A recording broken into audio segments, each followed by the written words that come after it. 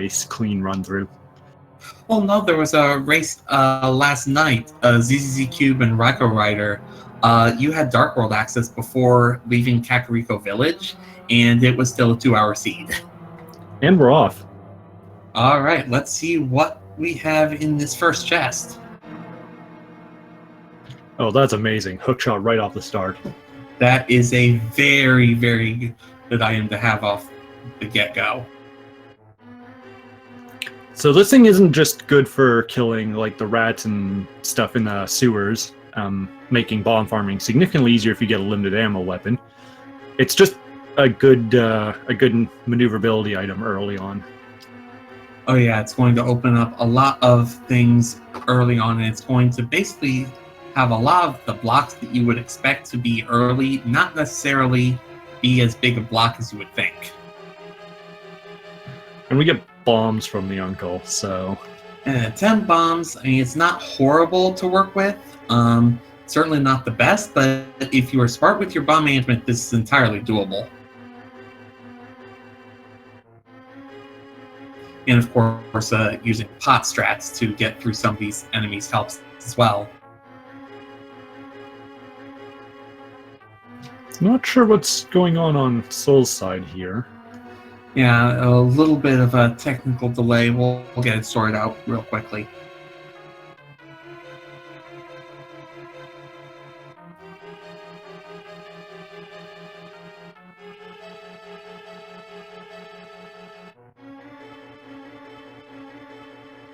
Oh, thank you, Feasel.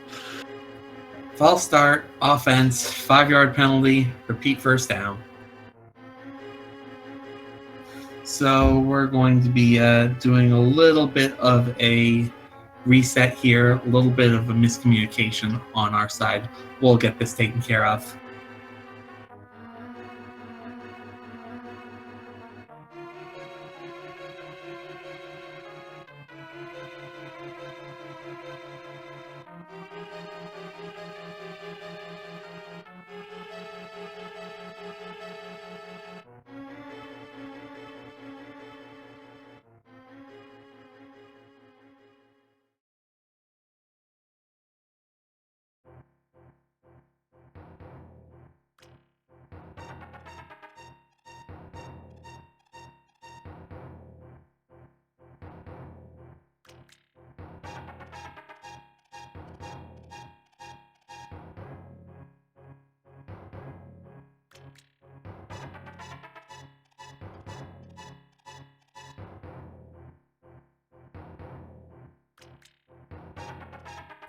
So we're working on things. We apologize a bit for the delay. We'll get it taken care of.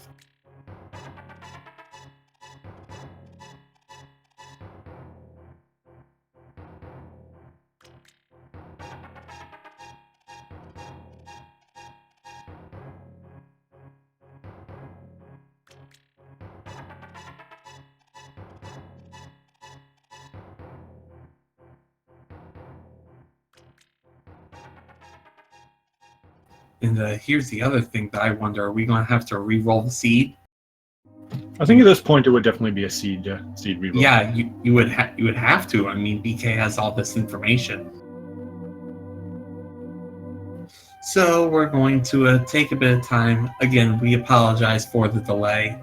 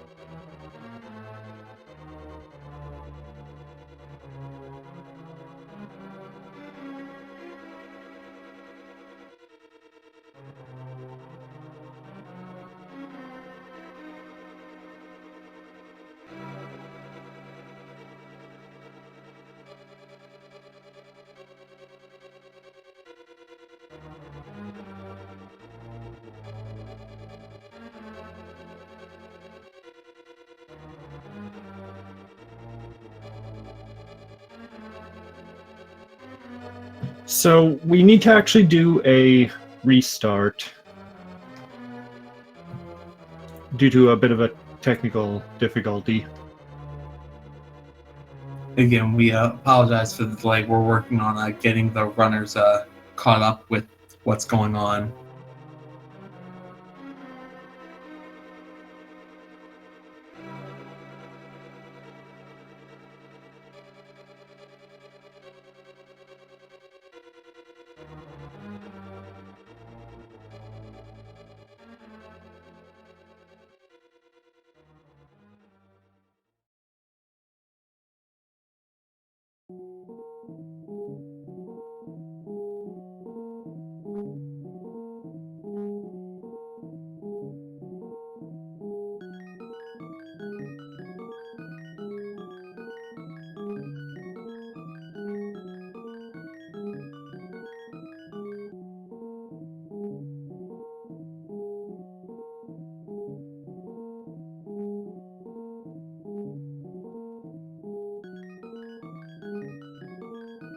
I mean, at some point, this is going to be an actual problem getting a hold of bite size.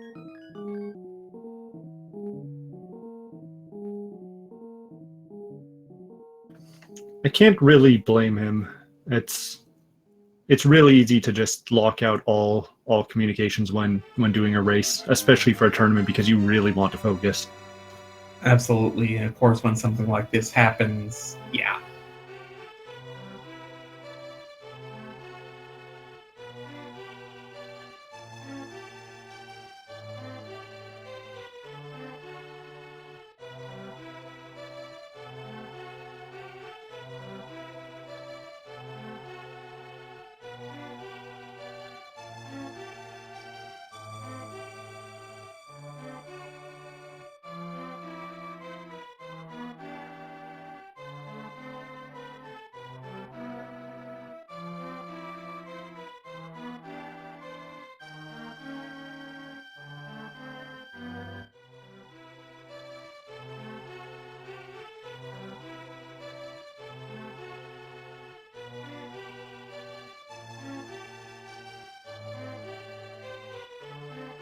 So it's unfortunately going to be a bit of a disappointment for BK because he's actually had a really, really smooth run up to this point.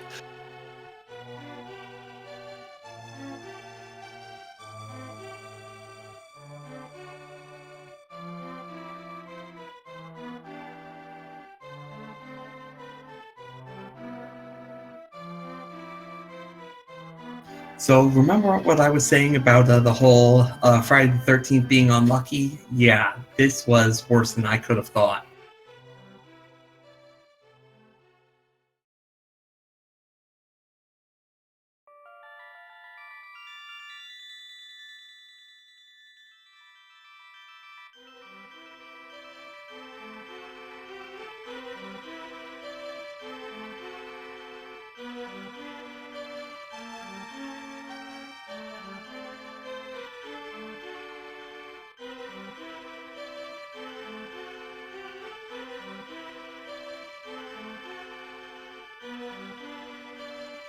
Alright, so yes, we can confirm BK has gotten the news, and we will be getting set for the restart as soon as we can. Again, apologies for the delay, folks.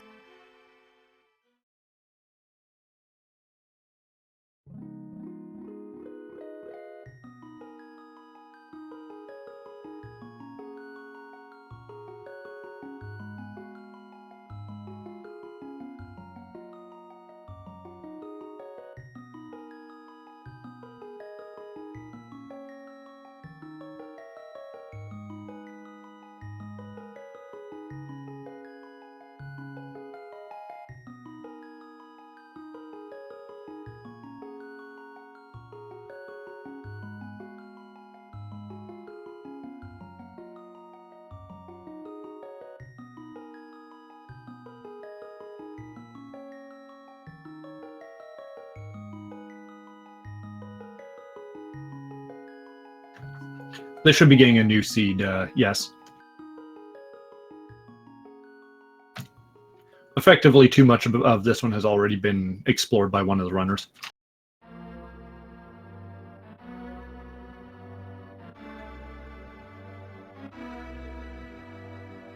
It's a tiny bit unfortunate because Bite Size seemed to have liked that seed, but, well, that's what's going to happen. Oh man, I'd have loved that seed. Blue Mail and Master Sword by Kakariko. Oh yeah, that'd be fine.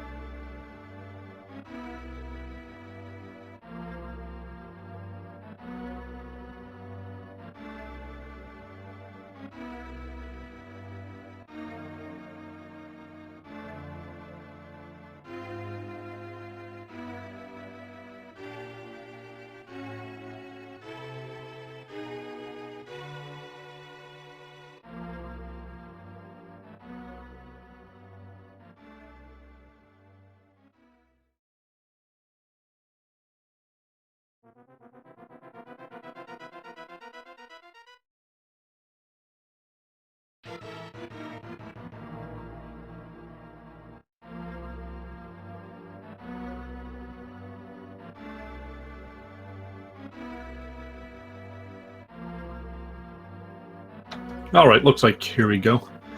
New seed rolled. Both runners writing up their names.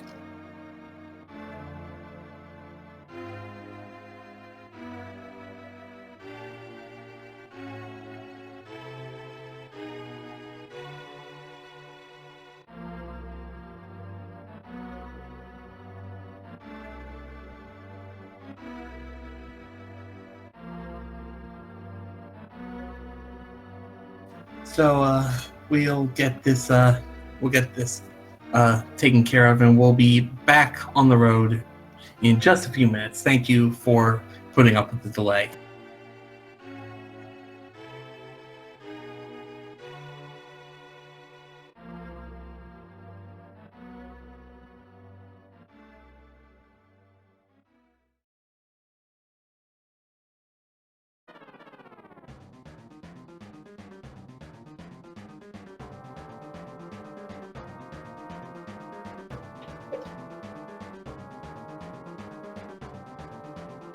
All right, so welcome to the. No, we're not going to do No, that. we're not going to do that again. So for this seed, what do we think we're going to find for first weapon? Oh, I saw chat talk about Ice Rod, so maybe they'll get his wish. Second time's a charm, right? You know, I never even remember that Ice Rod can be found there. And they're off.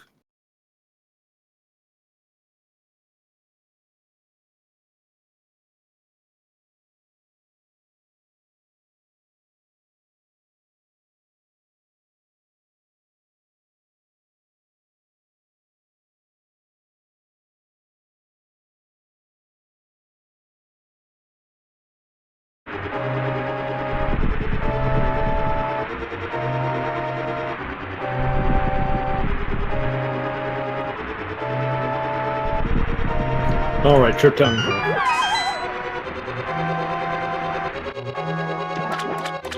All right, seems like we are starting to get things back up. I get my wish this time.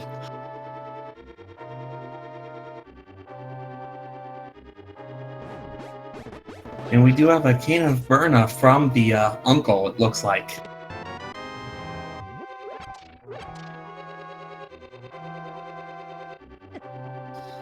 So, Void, you want to explain how exactly the cane of Berna is going to let us get around?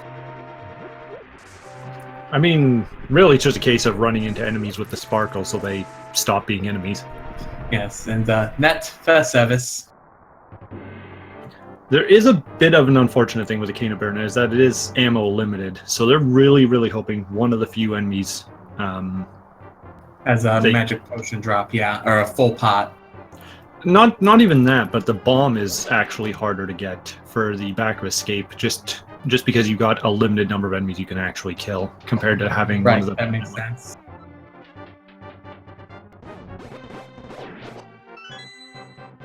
That being said, there are plenty of little magic decanters in the back part of the escape after the throne room. I think the first room alone past the shelf you push has, I think, 2 of them. Bomb drop for BK already. Well, that'll help him out. It's a nice 4-1 too, so he's basically got Kakariko covered as well. Yeah, that'll give him enough to get things going.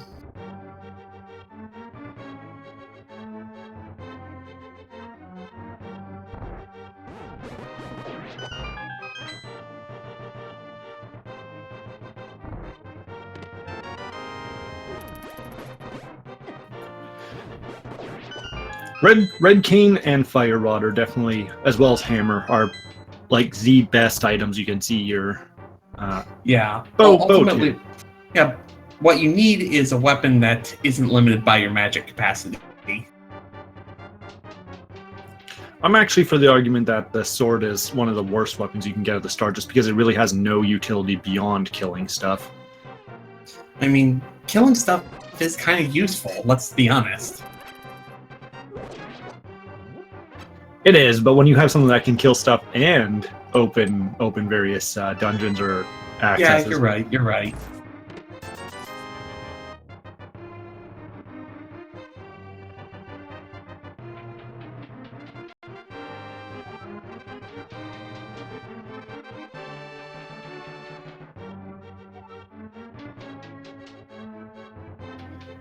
Well, the good news with the bombs, if you actually roll them as your weapon, when you reset, like after a death, it will actually give you, I believe, 3 of them and start you either at Zelda's cell or at the throne room, so that you can't actually permanently lock yourself.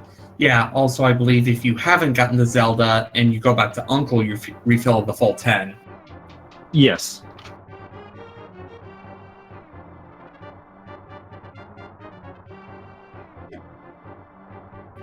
They definitely have some safeties in here just to make sure you can complete it without having to go all the way back to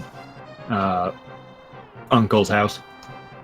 Uncle's house, or even having to just pick a new save file, yeah. It does the exact same thing with magic as well. If you have to reset, it will give you an amount of magic that is enough to actually finish from the point you're at. Finish escape, that is. Not the siege, you're going to need a lot more magic for that.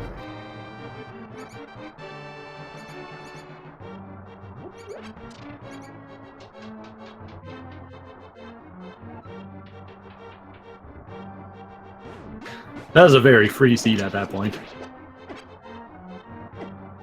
There's a lot of nice items to get right at the start. Fire Rod, Sword, and Half Magic. Until that one item trolls you anyways.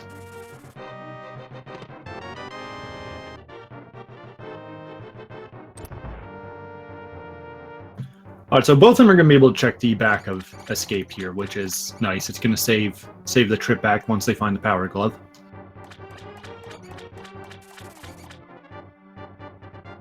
Soul might have to buy bombs before clearing all of Kakariko, though. Yeah, that is, it's not going to be that hard to do, but it is going to be more time out of our runner's way.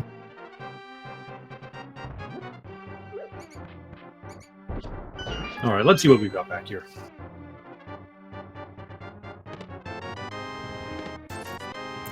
Well, we're going to be going fast.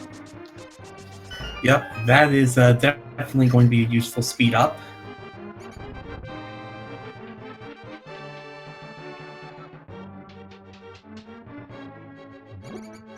So it is very, very good that they're both able to get the bombs for this.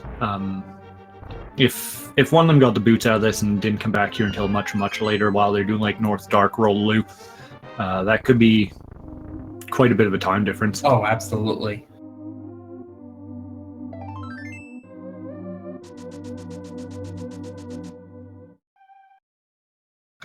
Kind of curious how boots helps, Cherno move faster though. Yeah, They're kind of flying. Yeah, don't worry about it.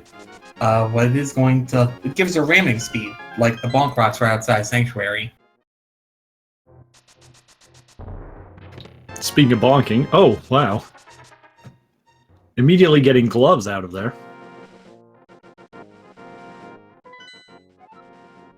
That is definitely going to open up some more spots. Going to open the way all the way up to Death Mountain if they don't mind going without a lamp.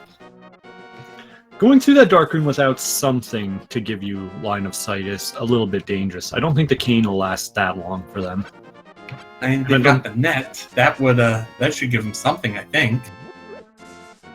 You know, I'm not actually sure if the net is visible in the dark, but if it is, that's a really, really slow walk through the dark. Yeah, but you do what you have to, but maybe they can just find the lamp and not have to worry. I believe the Eleanor item swap is probably not allowed simply because it's not originally a function of the game. I'm not. I know that's not on that. I know that's not allowed. I'm not 100% on the reasoning. It wouldn't surprise me if it was because it's just not originally in the game, though. That being said, we don't necessarily need to fight Aghanim for an item, because it's only a piece of heart in the Lumberjack Ledge. I mean, you still might need him in order to get to Dark World. That's always a possibility. At this point, though, we just need... Well, unless Moon Pearl's on Pyramid, we would just need to find the hammer or the Titan's Mitts for that, too, though. Yeah, that would do it.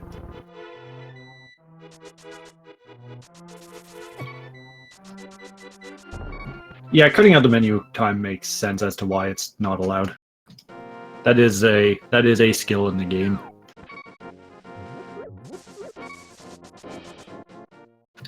Alright, time for the giant massive items, that is Kakariko.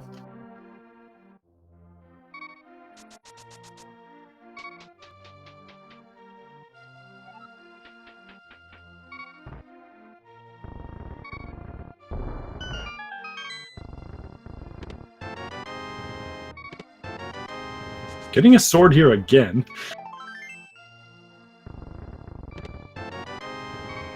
Unfortunately, that one was not a second sword this time, it was just a shield.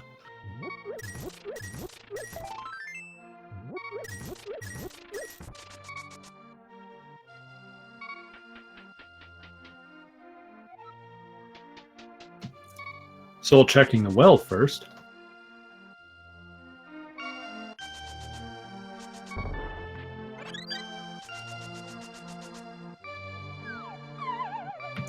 There's our blue mail, so once again Kakariko giving us blue mail and at least one sword.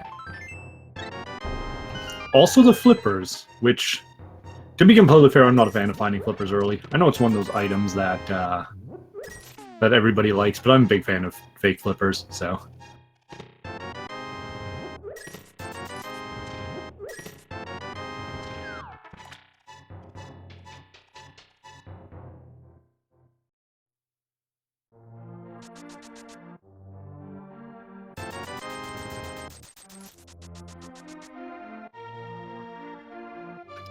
Yeah, sometimes a merchant gets in on scamming too. I tell you, you can't trust anyone in this game.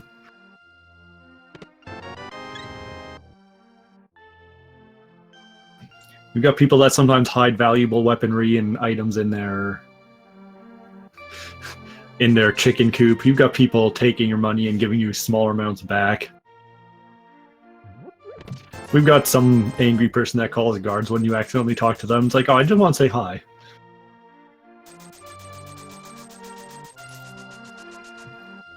So Soul is doing a perfect demonstration of what happens when you have different sprites. Some of the NPC's clothing changes because it's also tied to your own palette. Doesn't affect the game at all, really, but it's just a cool thing to note about how it was made.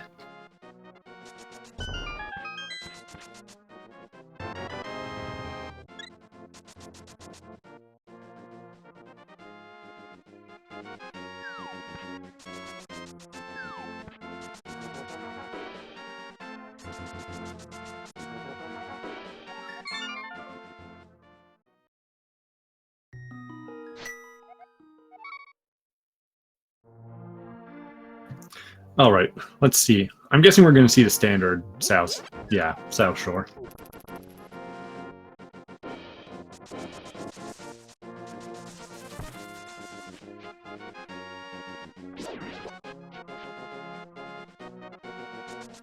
Alright, do we have any soggy items today?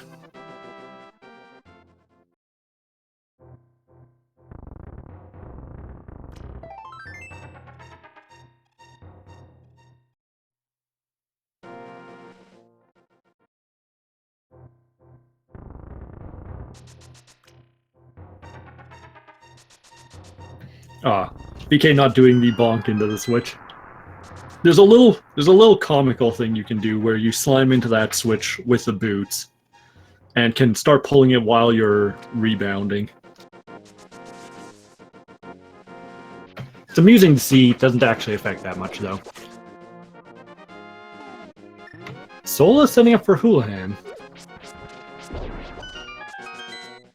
I guess they want to have the rupees for King Zora guaranteed.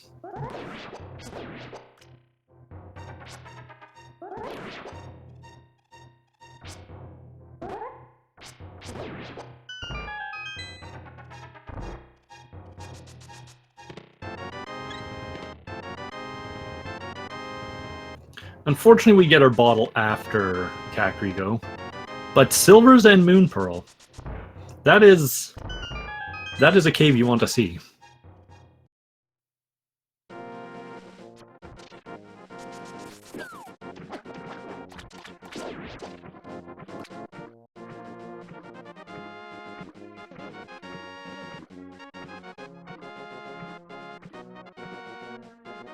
Alright, so it looks like Bitesize is going to swim over to Ice Rod Cave rather than run around the outside. It's a fair bit safer, so I can understand that. You don't have to put up with the electric pickles or the crabs as much.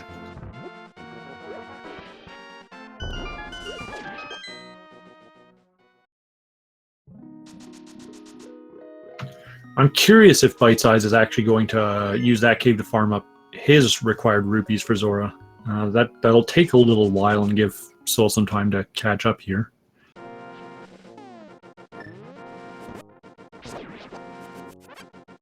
Yeah, looks like he might be taking the time to farm up rupees here.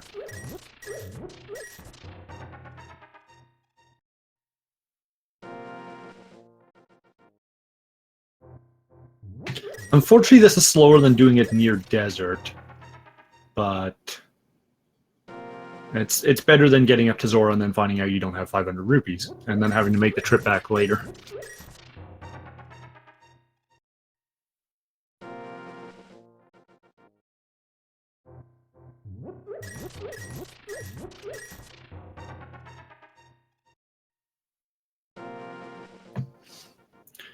Good afternoon.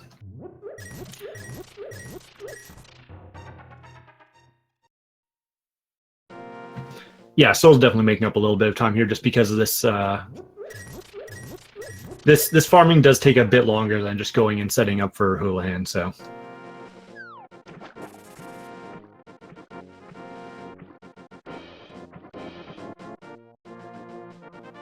Yep, farming those rupees, yeah, you're right. It does take quite a bit of extra time there, but, you know, it's going to be able to get this location checked here pretty quick, and with those flippers, we'll be able to get the Waterfall of Wishing and head up to Zora, so we'll be able to get these locations knocked out here pretty quickly.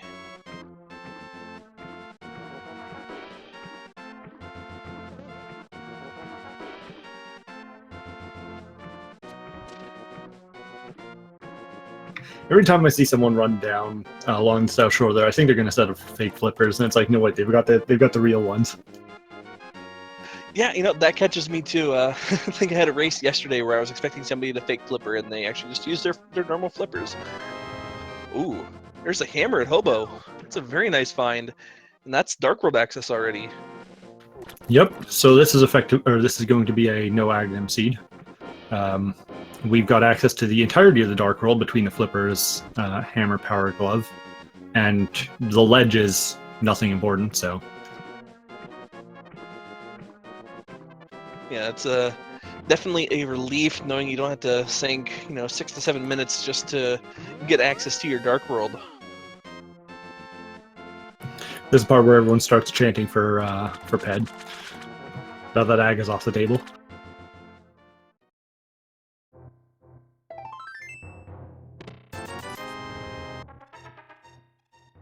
All right, not much in the Waterfall of Wishing. Looks like Bite Size is going to head on up to the Zora area and see what is on that Zora ledge as well. As well as likely get a life lesson.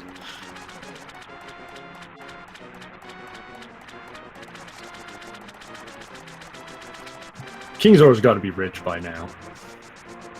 So many times people are just like, here, have 500 rupees. And you're like, here you can have like 20. Yeah, biggest scam artist in Hyrule. Well, not today. That is a very nice find, the lamp. That is a very expensive lamp, but it is a very useful lamp. You know, it must be really dark in Hyrule, all things considered. Having to pay like $500 for a lamp. Why can't you just take one out of someone's house? Yeah, just light a torch. Maybe wrap your sword in your tunic and light it on one of those torches and run around. Now you got a weapon and a light source, right? Exactly. Alright, BK heading back into Kakriko, probably going to check Bottle Kid and then run up to the portal. Alright, only finds air capacity. Meanwhile, Soul Devour started here at Link's house, and looks like they are going to make their way over toward Eastern Palace in Sahasrara.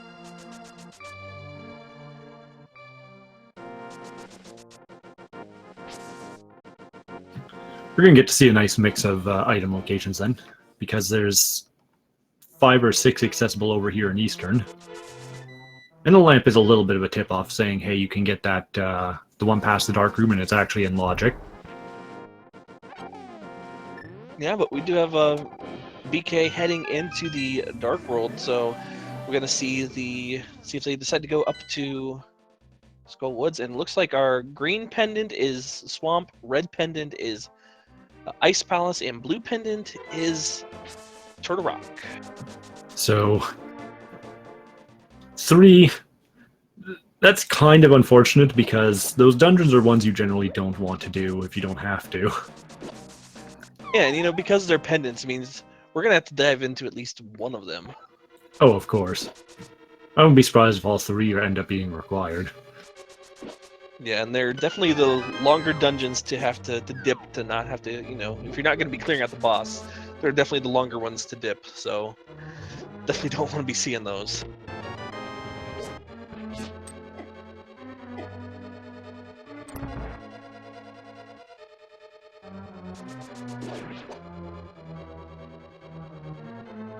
All right, and I missed where BK did find their first sword. Where was that at? The sword is actually in the basement of Blind's hut. Oh, very Soul, nice. Soul does have theirs as well. Yeah, and we did find that Soul found the cape inside of Eastern, so don't know if that's going to be needed yet. I think there's only one location that really requires you to have the cape, and that's going to be on the Bumper Cave ledge, but yeah, still don't know if we're going to need that yet. Yeah, the other locations that could need it are accessible already just because they've got the blue key.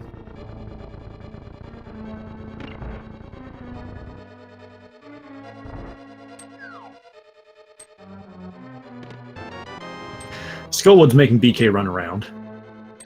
Get to the back, then gives him the big key. You know, that's typical Skullwoods anymore. You either have to go through all of this to find that the 2 items that you need are in the very back of the dungeon, or you find your big key, usually in that room, or even later on, have to come all the way back just to check the chest. Ooh, so unfortunately getting the triple Stalfos in this room.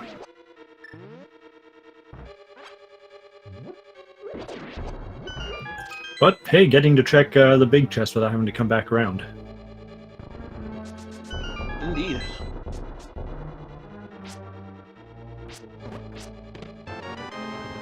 Alright, only finds the map, so still some items at large here inside of Skull Woods. Meanwhile, Silvar are going to go ahead and save and quit out of Eastern. Let's see if they decide to maybe go to Hype Cave. Oh, never mind. They're maybe going to Sanctuary to set up the northern entrance into the Dark World here. Yeah, unfortunately the other 2 items in Eastern were only big 20s. There was something on the ledge there, but I didn't see what it was. Let me see if I can catch it here. Oh god, it's a shovel. Yeah, shovel. That's definitely something you don't want to see there. But yeah, it looks like bytesizedBK is going to say, you know, I don't want that shovel. We're going to go ahead and skip on it for now. Oh wait, they don't have their cape. Never mind. So that'll be something that Devour will be able to pick up once they get into the Dark World here. It's one of those things you might want to pick up if you see it just because of the paranoia that it could be something. You really don't want to leave it as the last item on the map. Yeah, sometimes peace of mind is better than, you know, anything else.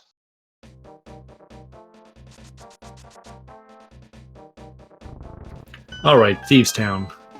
Bunch of items in here. Nice dungeon to check. Yep, and this is a dungeon that is fully completable with that hammer, so it's a very good choice to make, and immediately finding the big key. It's even a crystal too on top of that. I've seen so many pendant Thieves Towns recently. Yeah, it's nice that it's a crystal, so you can start making that progress towards your 7 crystals that you need to go and fight that juicy blue pig.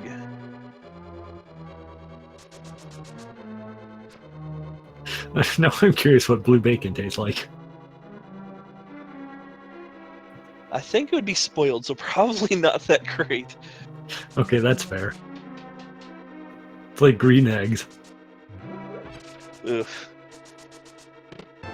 Oh, but there is the flute. That is a blue thing we want to see.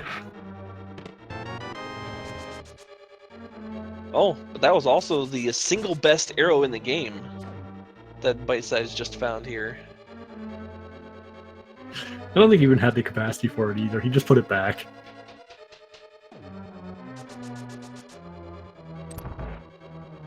Yep, and we also now see Devour into Skull Woods here as well. Unfortunately, not really going to find much there, but at least get these locations out of the way. It's you know, pretty good time to come in here and check them. It's a dungeon that's pretty easily accessible once you get into the Dark World, and you know, only thing that's blocking you from getting all the way through is the fire rod. So, you know, if you find the fire rod while you're in here, then you can just go straight to the back. But you know, unfortunately, that's not going to happen this time around.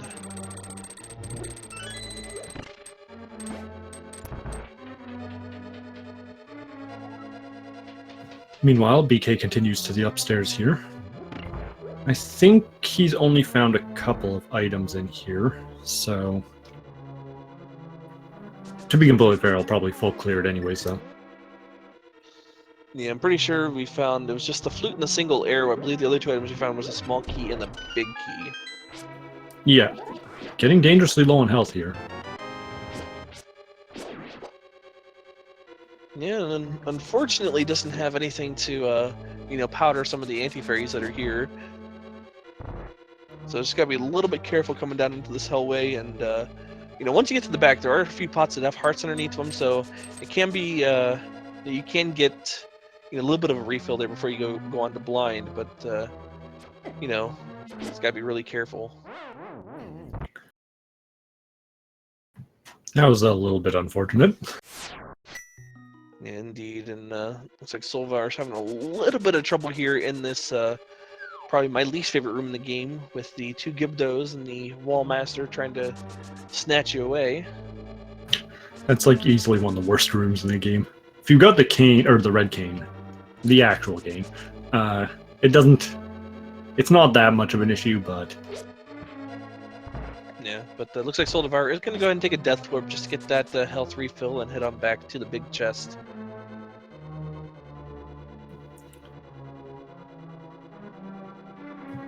I'd imagine they're probably going to.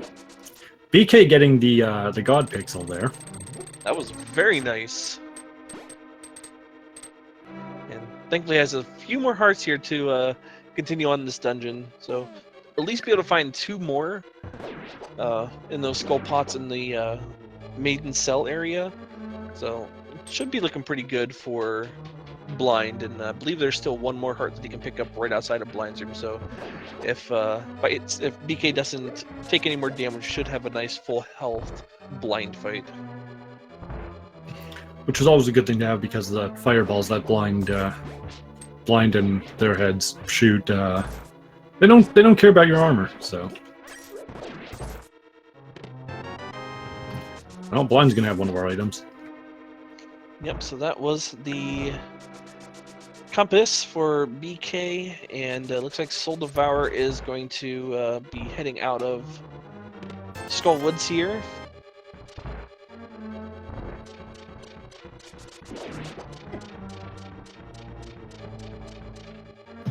I'd imagine they're going to go do their Thieves Town loop and head into Thieves Town. Village of Outcasts. Thieves Town's a dungeon, not the town. Yeah. And Soul Devour is going to go and check that bumper cave. We'll see if they decide to grab the shovel while they're up there. I mean, I don't see it. I don't see why they wouldn't.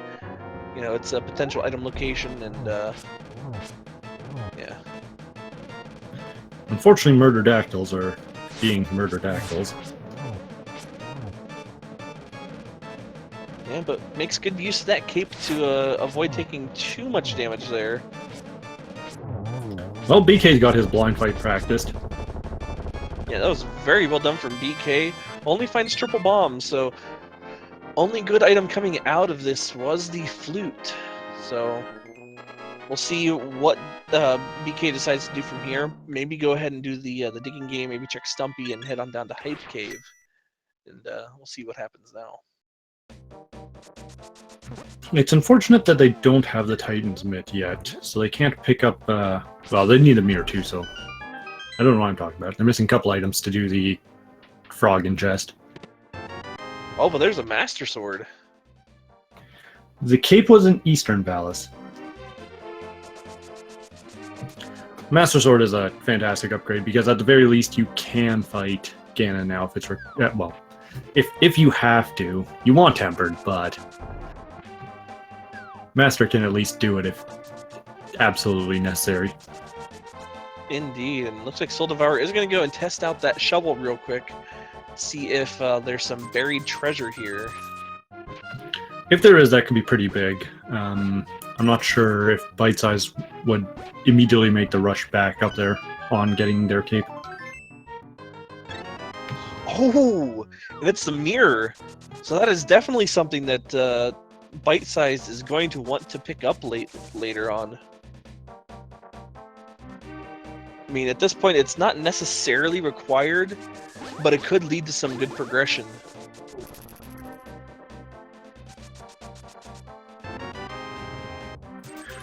Yeah, unfortunately for them, Swamp isn't actually required, but if we don't see the book for some time, it will give them access to Desert, so.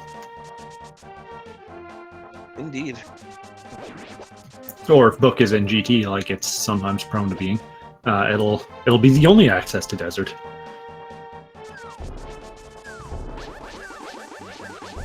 Oh, time for that cave that sometimes has items. Yep, it is that cave known as Hype Cave, while Soul Devour is heading up to Death Mountain now.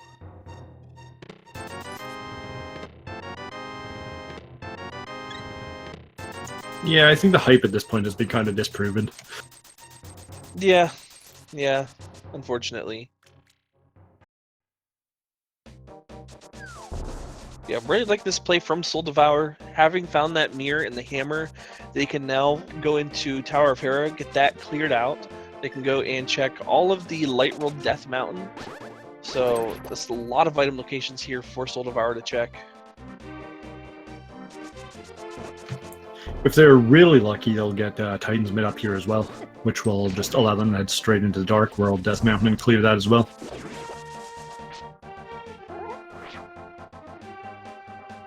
Alright, so looks like there's just a big 20 on Spectacle Rock and an air capacity upgrade inside. So nothing here yet, and it looks like there's just some rupees here on the pyramid as well. Looks like BK is going to go ahead and pick those up just to make sure you got plenty of rupees for the remainder of the seed.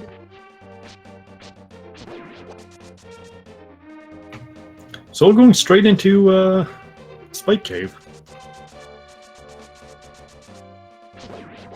Yeah, with that Cane of Burna, it is 100% doable. You can make it all the way to the back on a full magic bar, but Unfortunately, they're a bit... Oh, Green Potion, go.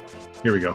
Yeah, at this point, I would definitely use Cane of Burna. It's a bit more magic efficient here, but looks like Cape will do the job. I was getting worried for a second, then I saw the menu. It's like, oh, okay, they definitely know they can get through here. Yep, and looks like Devour is just gonna go ahead and take a death here. Gonna go ahead and reset and start back up at the mountain cave, likely.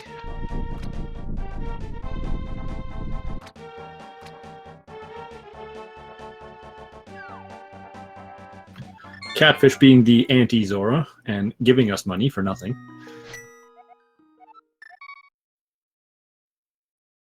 Alright, so what does BK do now? Does BK head over to Eastern, or possibly continue on into the Dark World and make a few more checks? Okay, that's fair. Catfish definitely steals your time, but the fact that Zora takes your time and your money. Alright, we do have the flute activation from BK here.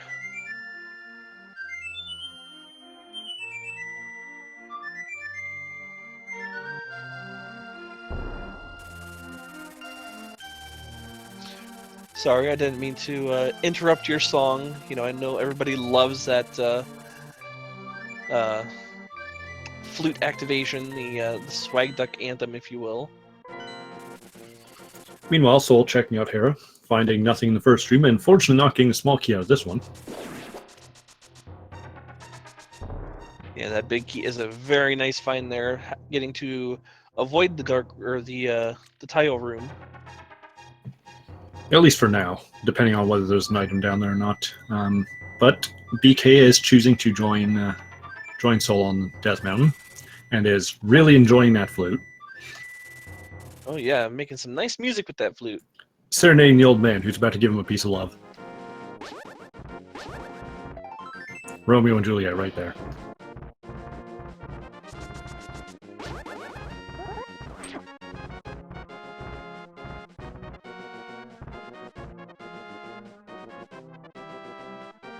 Be really interested to see what BK does from here, because they don't have any other way to access the rest of Death Mountain here. So be interested to see the decision making from here on out for them. Yeah, without that mirrors, they're going to need to make their way over to Eastern to get that cape, so they can get the shovel to get the mirror. That's unpleasant. Yeah, but looks like they're going to go ahead and do Spike Cave now. Not a bad idea. Having that, once again, having that Cane of Burna really makes it easy, and a full magic bar, you can get there all on one full magic bar with the Cane of Burna. Yeah, there's a bit of an unusual difference between the two, because I know the Cane has a higher activation cost, but it costs less to run for an extended period of time, whereas the cape just costs the same all the time. Yeah, I believe that's right.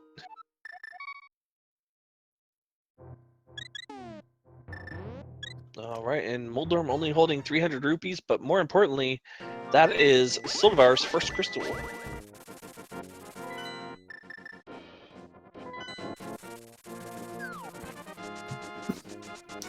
BK going to check out parts of Desert 2 by the looks of it.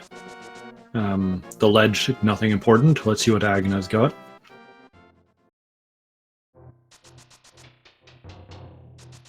The one true cowboy.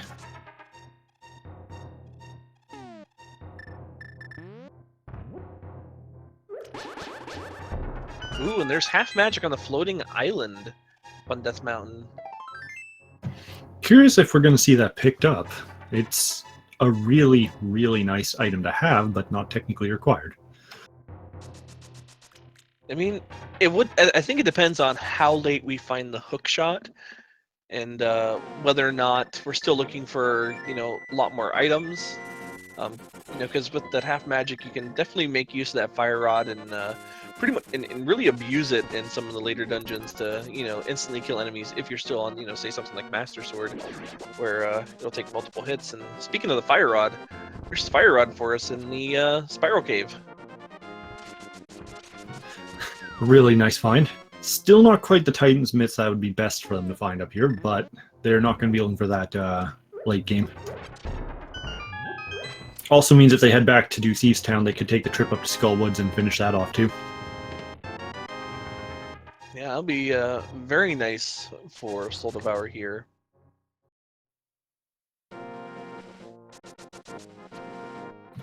BK going in Eastern gonna get his cape. Curious if that'll tip him off to go grab the shovel, or...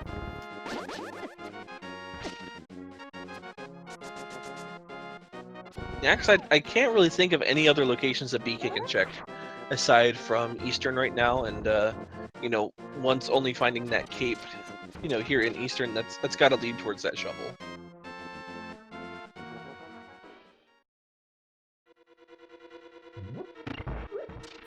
Ooh, Soul unfortunately having no bombs to get into the lower part of Paradox Cave here. Yeah, that's unfortunate. If they're lucky, they might find one of the packs up in this room, though. Yeah, thankfully they do have the boomerang, so they still have a way of activating the switch there. Can the fire rod actually reach across that? Actually, I think it can. I'll be honest, I've never tried it. Oh, nice bombs. Cutting There's that. those, yeah, there's those clutch bombs for Soul Devour. Really happy to see that.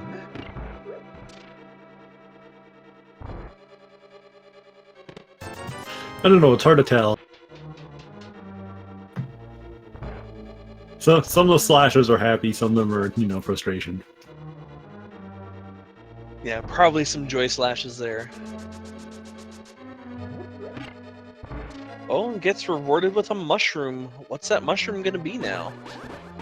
Given how fetch quests have been playing out so far, they should probably go turn that in. I'm gonna go out on the ledge and say it's gonna be the bow. Just for reasons. I'm gonna guess Titan's Mitts just because it would have been great to have while you were still up on the mountain. So the game's got to make you go down from it and get them. Oh, that's cruel.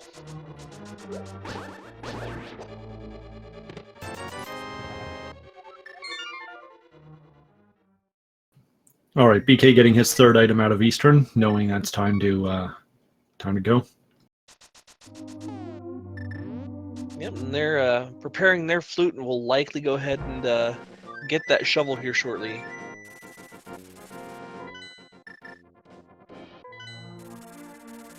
I believe you absolutely must have the red cane for the fake powder glitch. Yeah, you do need the red cane is required.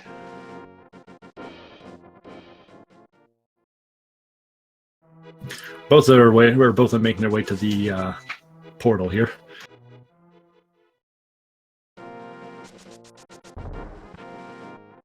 Yeah, pretty much getting almost a virtual high five here. Same screen, different world. The cross-dimensional high five. Yeah, there we go. Alright, so we're going to go back into Skullwoods now. Probably just going to completely finish it with that fire rod. Yeah, it's not a bad idea. Only downside is Soul Devour never went to go and get the Master Sword in the Abominable Hut. So this Mothula fight can be a bit, bit more difficult, only having Fighter Sword and not having that half magic that was up on the floating island. To be completely fair, we're probably just going to see Hammer Mothula at this point. Yeah, that would not surprise me. I'm really not a fan of Fighter Sword Mothula. It takes so many hits. Or at least it feels like it. It's hard to tell because the spikes stop them from taking damage, so...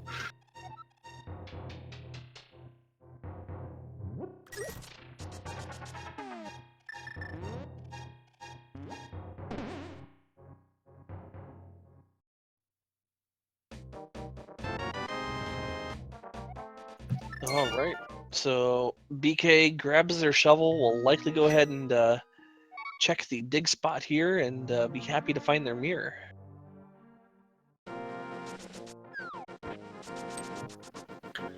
Which I'm guessing at that point they'll head up to Hera and put that to use. Yeah, I think that's the only other place that Bite Size can go, unless they decide to go Dark World and check some of the mirror spots. But definitely a lot more items up on Death Mountain for them to check. Well, Soul's just gonna opt to pop a magic refill here and burn the moth. Like a moth to the flame, eh?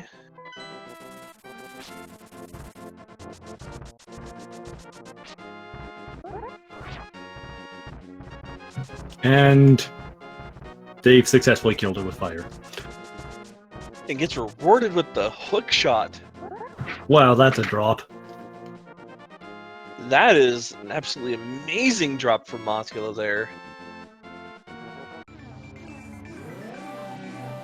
Only thing that kind of concerns me now is seeing the items that we've seen is, Swamp Palace going to be one of those required dungeons. I just always assume Swamp is going to be required. Oh, and you hate to see Swamp being required. It's such a long dungeon.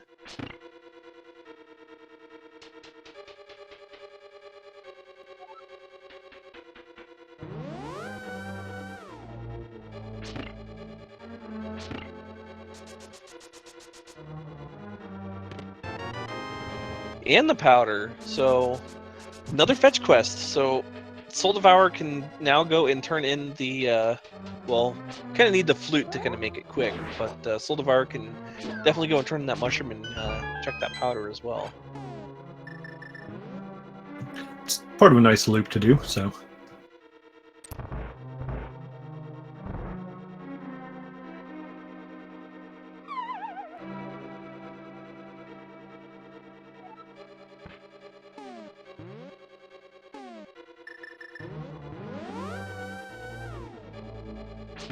Alright, so Soul Devour is making their way down into the Village of Outcasts once again, while bytesizedBK is heading up the Tower of Hera. Looks like they may have taken a fall. Yeah, that was unfortunate.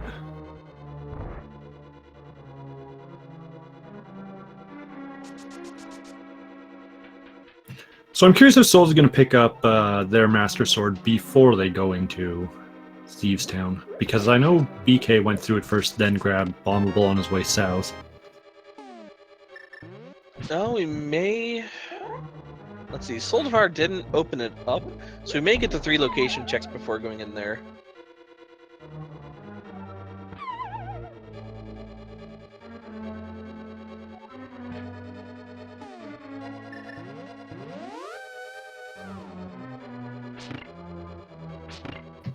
Yeah, I think they're gonna pick it up.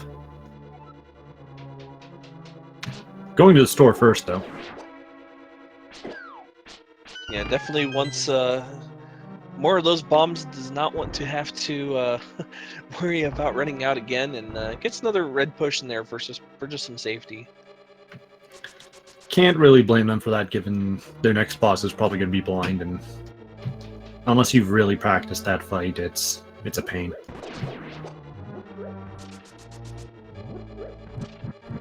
Yeah, one thing that I really like to see is, when runners kind of know their limitations. If you know that you're coming up on an area that you're going to struggle with, getting some sort of safety, like that red potion, really can go a long way, because, nobody wants a death. It takes, quite a long time, to get back to where you were. So It's that even... safety. Sorry. It's even worse with blind too, just because when you first go in there, you've got that set starting location. You can start right in attack range. When you come back after death, they're already gonna just be opening the fight, and you have to spend the time running up there. Yeah, indeed.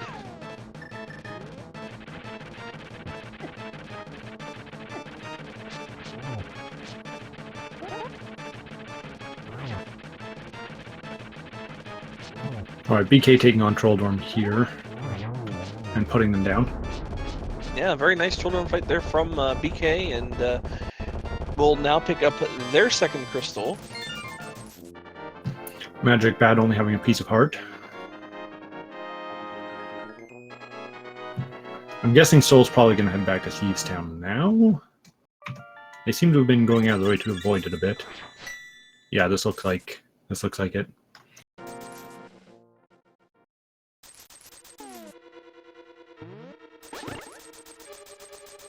BK going to show us what's in the basement of Hera.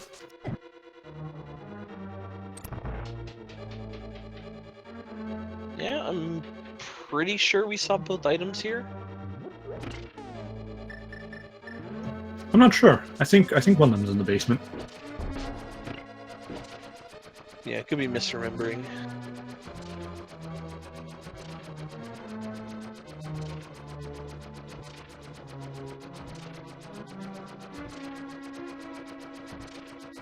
So BK being able to take a nice little break here can kind of rest your hands after 47, almost 48 minutes of rando, and kind of take a breather, maybe a drink, and gather your thoughts for what you're gonna do next.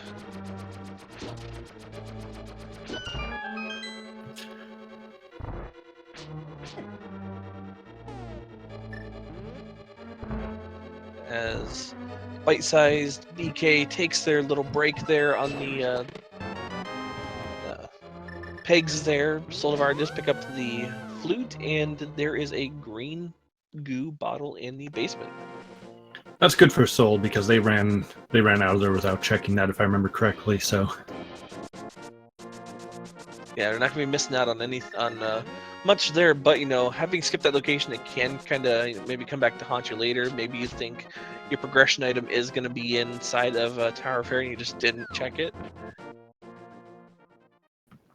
yeah, we'll give it'll only provide that little bit of advantage if they decide not to re-enter at some point when they head back up to Death Mountain.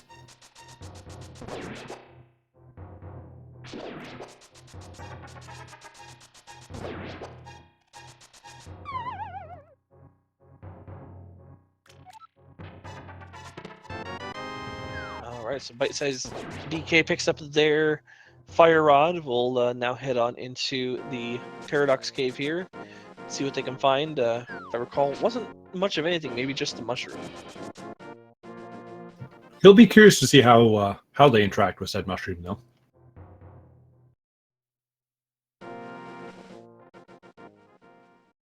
Because I know Soul decided not to go and hand it in immediately.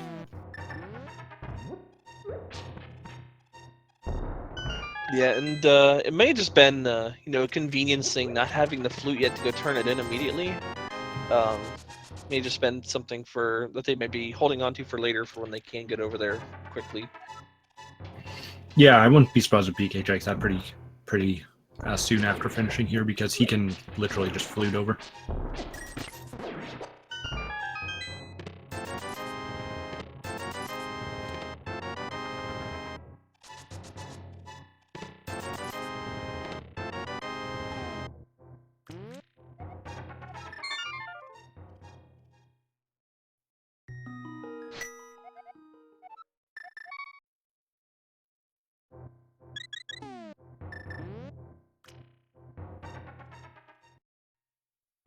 Alright, Soul picking up the Maiden, going to finish up Thieves down here, and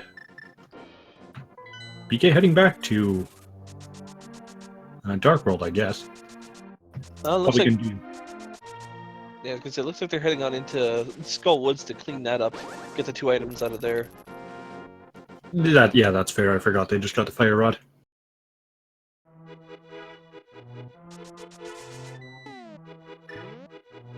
And so far, Soldivar is making pretty good work of Thieves Town.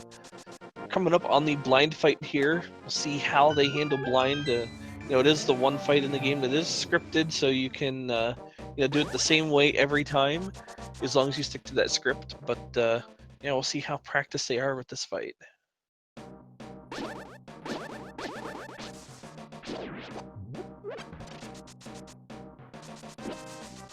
All right, starting out strong here.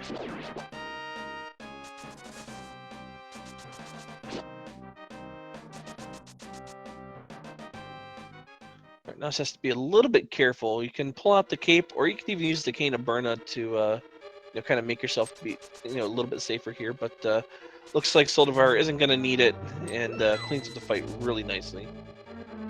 Yep, and getting rewarded with their 3 bombs.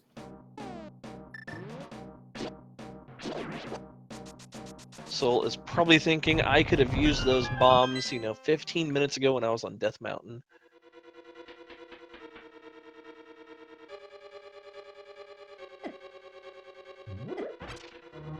Still, they were fortunate enough to get those triple bombs upstairs, so wasn't that big of an issue. Indeed.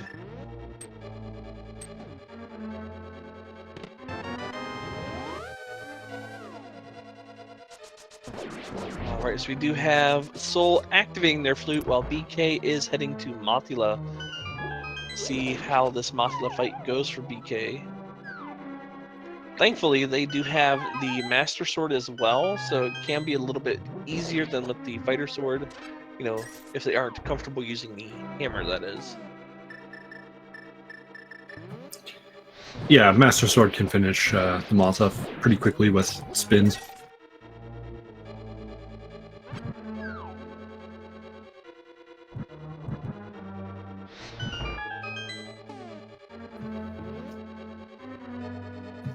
Soul checking North Dark World, getting that mirror or the Graveyard Ledge and probably King's Tomb. Yeah, and we could even see Soul Devour hop on over to the Catfish area as well.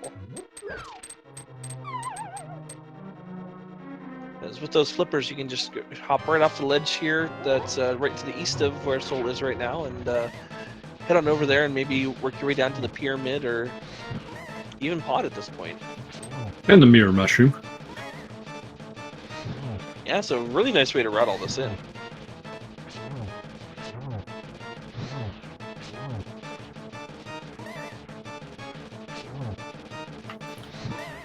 So we're going to be seeing a bunch of new item locations with them. Meanwhile, BK finishing off the moth and getting their hook shot.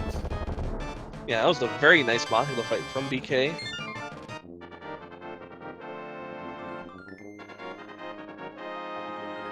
And with that, our crystal count is tied up now. Ooh, and there are the Titan's mitts inside of King's Tomb. And King's taking the bling with him. So, nice shiny gold gloves now. Unfortunately, putting the portal behind the tomb is, it actually does get blocked off by the tomb opening. I've honestly never seen that. That's quite hilarious. Unfortunate, though, but it looks like Soul's just going to take this opportunity to go up and do Dark Death Mountain, probably. Yeah, we've got Dark Death Mountain. There's that really enticing prize on top of the floating island in the half magic. We can see that, and we have access to all of Hookshot Cave and all of Dark Death Mountain at this point. I'm curious if BK is going to react the same way to getting the glove, or if he's going to continue to do the northern route. Yeah, that'll be very interesting, because there's really no better time to go and check Catfish than right now. There's really no reason that you're going to be back up there. Bite's already been up to Catfish, though. If I remember correctly. Oh, that's right. Unfortunately, Soul Devour taking time to come in here and do Tile Room, and is going to get rewarded with not what they want. Yeah, just that green potion.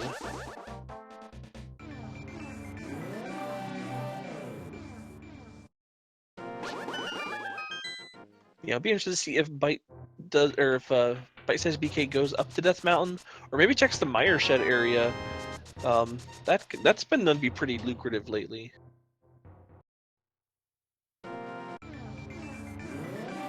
There's actually just a lot of items or item locations available, because between the mirror and the mitts, they've basically got full overworld coverage.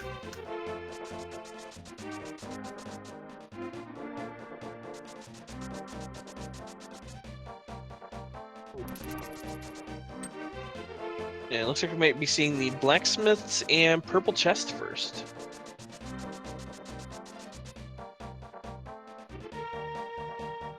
Which, once again, this isn't a bad way to go. You can go down and take the purple chest with you, and then just flute right on over to Mire or flute up to Death Mountain. Pretty good way to get these checks done. Yeah, it's good efficient routing.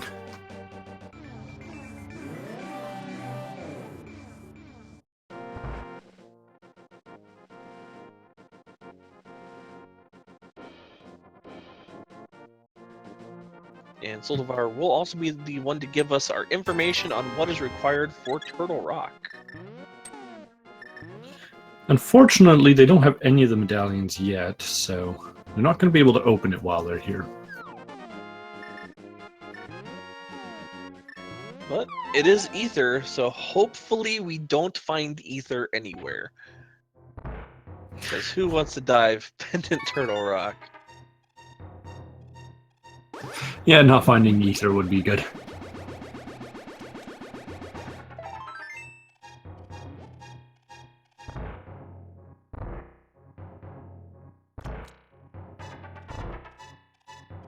Alright, and Soldivar is in Hookshot Cave, only finding 50 rupees so far.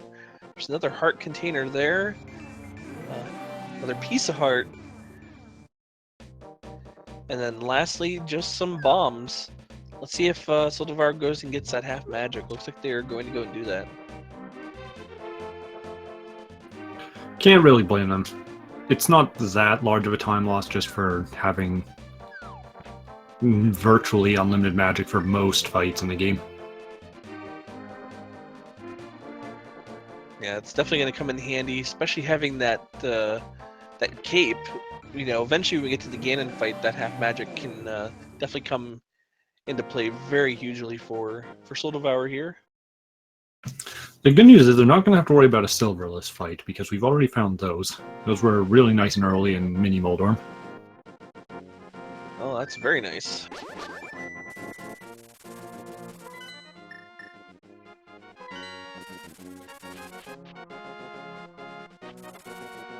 Yeah, but BK hasn't found anything with the Smith's hammer pegs. Maybe this purple chest will pay out. And it is Bombos. I saw the medallion shape come up. I was like, oh no. So did I. Had to take a second look at that and think, oh, hopefully that isn't Ether. But BK is going to check the Mire area now, and oh, Mire is Ether as well, so we are going to have to find Ether. So, nothing that good out of the Smiths and stuff. Oh no. Well, there's the mirror shield for BK. Soul Devour right on their heels, going to pick that up here shortly. We now have all of the vanity in the form of 2 different mirrors in our inventory. Yep, and we got all the bling, that nice shiny shield, and those golden Titan's mitts. We just need the gold sword to go along with it, and we'll be blinged out this seed.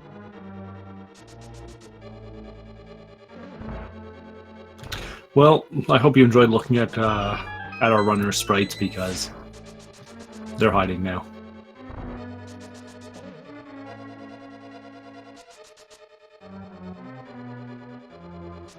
Alright, so looks like BK is in Desert now, is going to pick up the second of those 5-6 crystals. So once this is done and out of the way, we'll be able to check the Pyramid Fairy and Soul Devour getting that tempered sword in the Checkerboard Cave. That's a great find. That's really, really nice. The power increase between the Master and Tempered Sword is... Master and Tempered Sword is substantial when fighting bosses. Indeed. And meanwhile, Soul Devour is going into Agonist Cave here as well. No better time to check this than when you're right there at the Checkerboard Cave. I'm always upset when there's something in Agonist Cave. And this time it's just a piece of heart, so both these runners had a pretty good amount of health for the remainder of this seed. This is usually around the point where I start feeling comfortable with you know, how much health I have. Yeah, at this point, there's only a couple bosses that can really hurt you. Yeah, I'm looking at you, Cold Stare, and try next with your sniping heads. And Vitreous, if, you know, it doesn't feel like being cooperative. Oh, yeah. That lightning is a pain. Also, the dungeons you just want to not have to do. And, you know, thankfully there's a couple dungeons here that we may not have to see those bosses, so...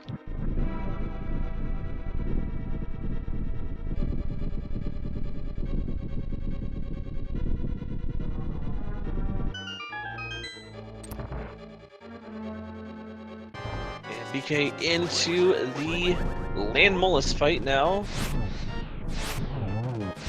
Gets unlucky with that fire rod shot.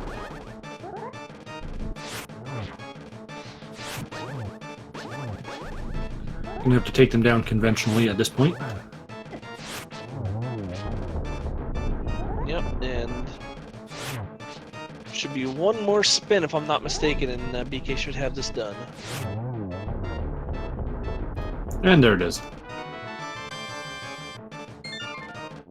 Very good fight there from BK. Now picks up their 4th crystal, and now it is on the hunt for that bow and that ether medallion. Where are they going to be?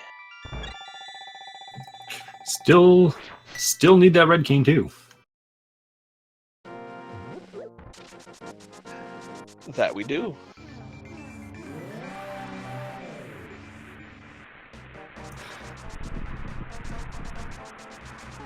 Alright, BK is about to get their tempered sword. They're going to enjoy that. Yeah, it's such a nice upgrade and a relief knowing that you're going to have at least tempered sword and silver arrows for Ganon. Oh, definitely puts kind of puts you at ease a little bit going into that fight. You're not going to have to spend too much time in Phase 2 with the fire bats.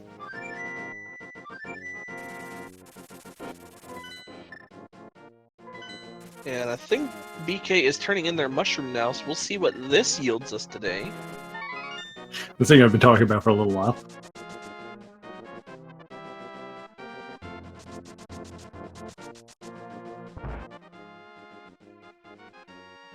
Ah. Unfortunately, just an arrow capacity upgrade. Not going to waste your time picking that up, especially since you don't even have the bow yet. When we've got silver arrows, you really don't need more than 35 anyways. That's basically enough for everything you would ever use arrows on. Yeah. Looks like BK may be going and doing the bomb escort here.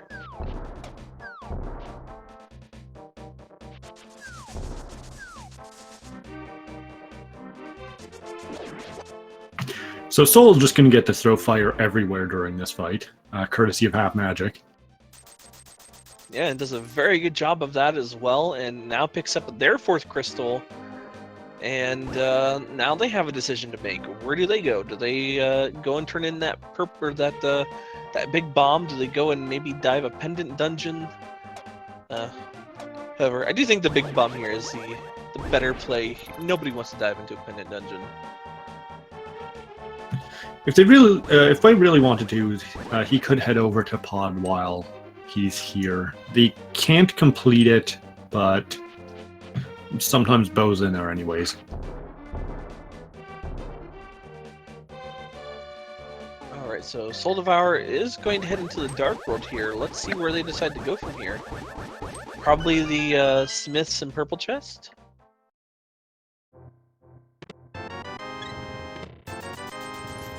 And nothing out of Pyramid Fairy. Yeah, well, we'll get to see what the Pyramid Fairy, blesses our bottle with today. And we get a B.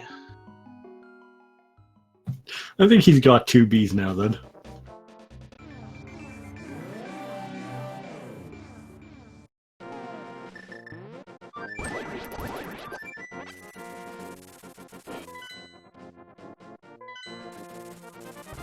looks like we are up to Death Mountain to check out Dark Death Mountain for BK here.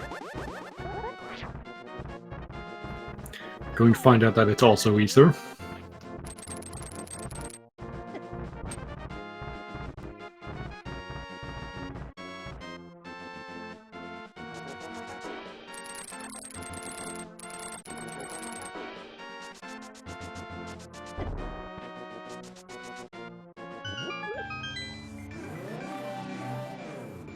Alright, so Soul Devour is going to go ahead and take the frog here on a nice little escort up to the blacksmith hut.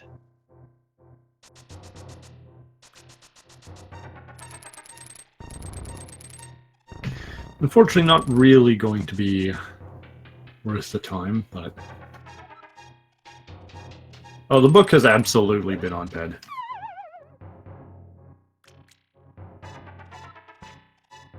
Yeah, the book was on pedestal, and if you actually use the book after you pull it from the pedestal and actually read what the pedestal says, it says something along the lines of it being a paradox. So, it's kind of fun. It's really silly when that happens. Forced blind pull is never fun.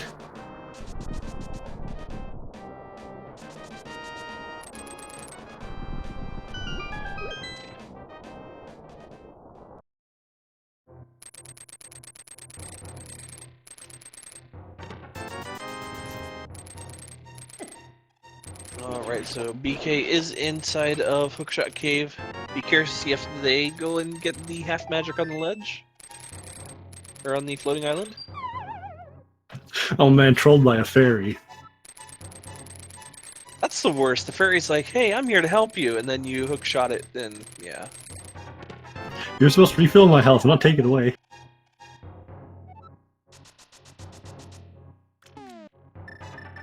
I swear that last berry in there always drops something when you hookshot them. You know, it feels like that. Because I've done exactly what BK did, you know, at least, 20 or 30 times now, and it's really frustrating.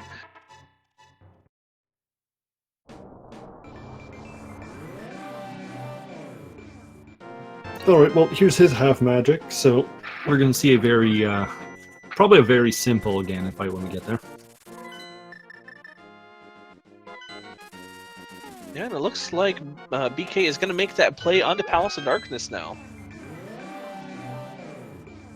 And we'll know very soon if we are locked out of Palace of Darkness.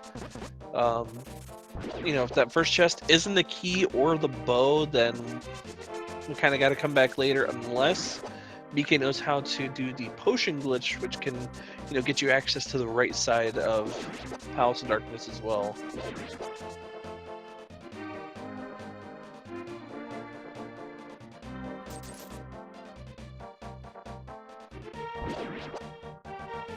It's like having fake flippers for a dungeon. Indeed.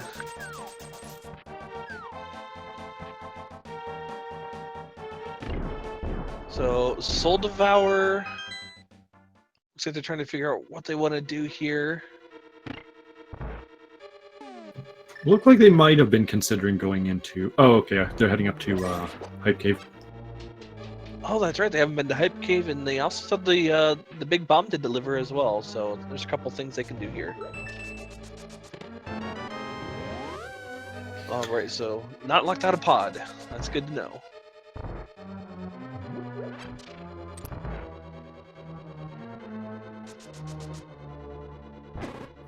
Also, fortunately, having the mirror for ease of navigation in this place.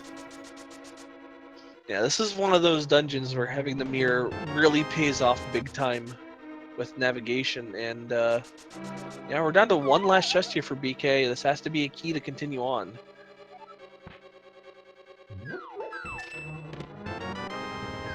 And gets the key. Gonna make him do a bit of a runaround, but key nonetheless.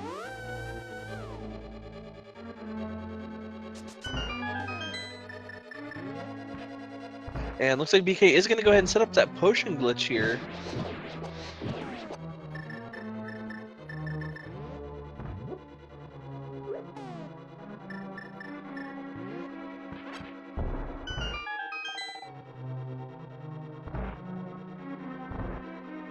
and unfortunately does not get it. You need to kind of brush off that edge. You need to like kind of stay stuck to it and just kind of bump and kind of stay along the wall there. If you don't, then the screen locks like it just did, and you won't get the opportunity to pull those gorillas off screen. I've never actually been familiar until just now as to what actually goes into that glitch, because every time, like just from casual observation, it's basically like just drink potion in another room, walk into gorilla room, not have to kill them. Yeah, so pretty much the way that works is you need to drink the potion while that other room is scrolling side to side, and you need to stay brushed up along that corner before you go into that room. If you don't stay brushed up along that corner and come off that corner, then it's not going to work. The screen's going to lock up, and you won't be able to continue on. All right, that's fair. But we do find Quake in the dark room of Palace of Darkness, and BK is now going to go and check the dark maze here. Unfortunately, Quake not required since we've got double ether. But, people like quaking chests once in a while, especially after being mercilessly trolled. Indeed. That's there's a couple chests in particular that I can think of that may get a chance to see that happen on.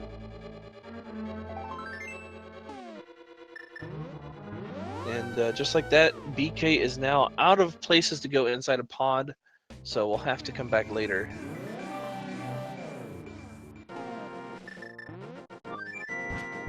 I'm sensing it might be time to head into a pendant dungeon.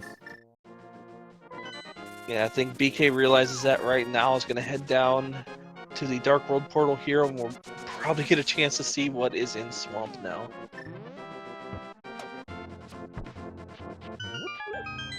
I mean, I'm pretty torn about this decision. Usually it's hard to, when you have both Swamp and Ice Palace as a pendant, it's really hard to say which one is going to be the better one.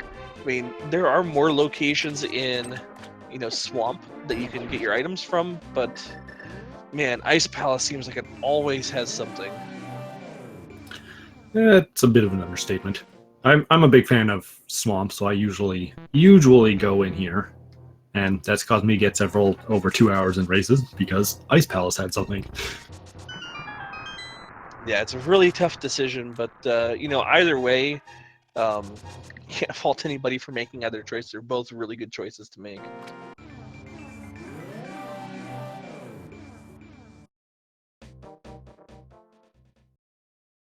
Now we did see Soul making their way up to Catfish, only finding those 50 rupees, and it's going to go ahead and flute away. Let's see where they decide to go from here. Might be another swamp. No, they're heading in that general direction. Yeah, it looks like we're going to see the swamp play from Soul as well.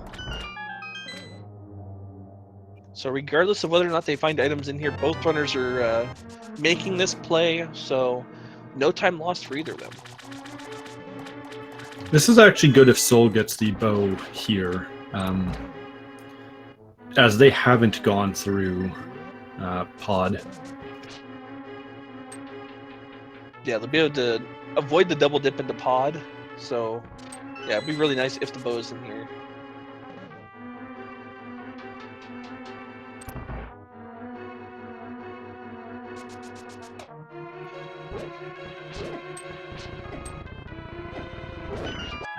The red stuff won't leave BK alone. Yeah, so I do see people asking here if the pedestal is dead. Pedestal is not dead yet. There's a couple items that can still be on the pedestal. We do have the bow, which can be there, as well as the book, which could then lead to the bow, being there as well.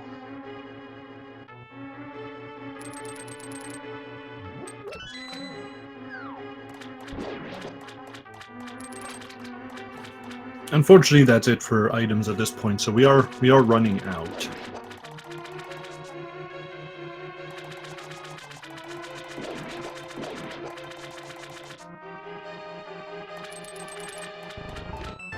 And there's that ether medallion.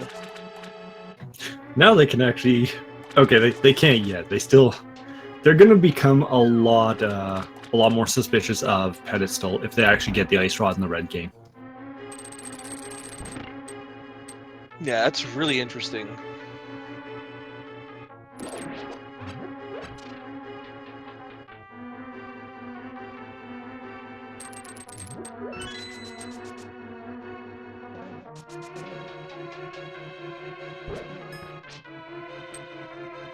And good thing there, BK avoiding flooding that key. That's something that we see happen every now and then. Oh, hits the switch and gets locked in with these spikes. He's going to hit it again and get out.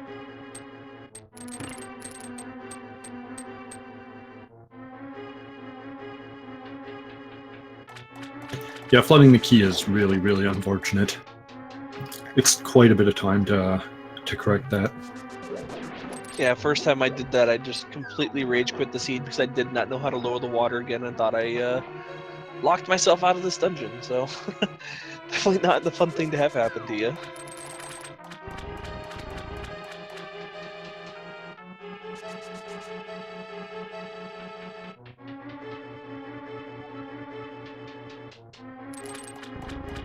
So, interestingly, with that ether medallion, that could be the progression that kind of unlocks the rest of the seed, because Cane of Samaria can very well be inside of Misery Mire, and if that's the case, then we'd be able to go through and clear out Misery Mire at this point. True, but it's also one of those items they kind of don't want to see at the same time, because getting Ether and Cane is basically like, here's T-Rock. It's like, I don't want to go into T-Rock.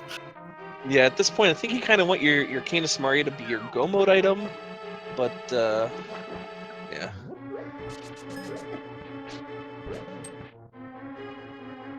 Because, who doesn't like to see, bow on Trinex or bow on the pedestal even? Oh, and there's the ice rod too. Will we find the Cane of Samaria here?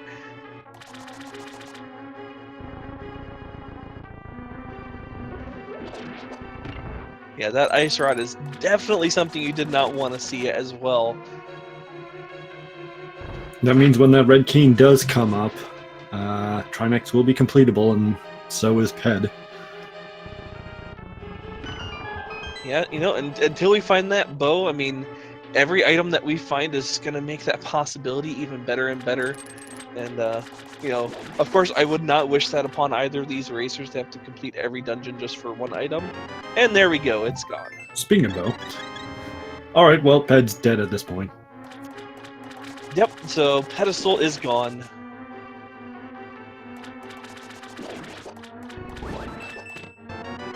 And we are now just the Cane of Samaria away from go mode. If that comes up early enough, this has actually been a pretty nice seed, all things considered. Yeah, it's been, for the most part, pretty generous. I mean, there was that little, kind of ha-ha, here's a shovel to mirror thing, but so far hasn't been a bad seed whatsoever. It at least happened early enough when there was a small enough number of places to check that it's not like, okay, now that I have the entire overworld open, where do I go?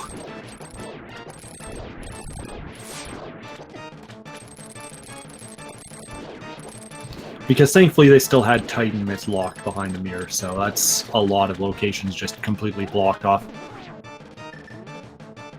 Indeed.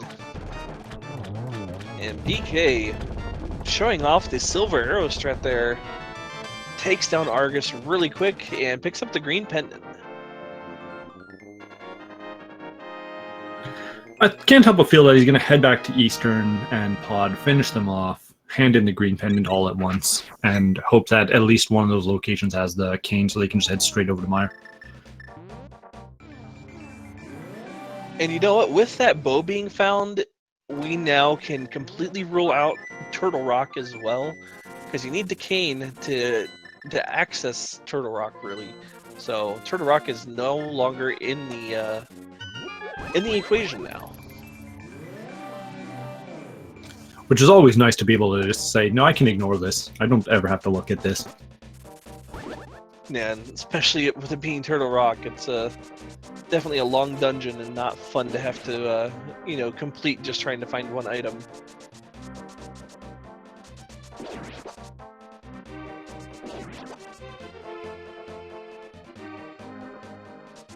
But, you know, we did see that Soul Devourer did pick up their boat as well. It's going to be heading on into the Argus fight here very shortly, and Bite Size is going to make their trip back into Palace of Darkness to get this all cleaned up and move on to Eastern.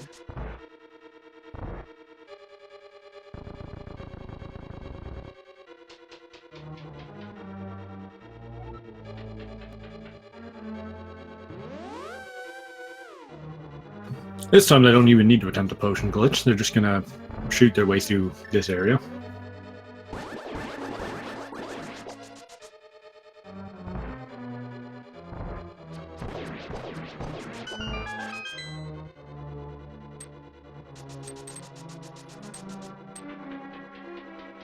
And so far, Soul Devourer had a very nice Argus fight here.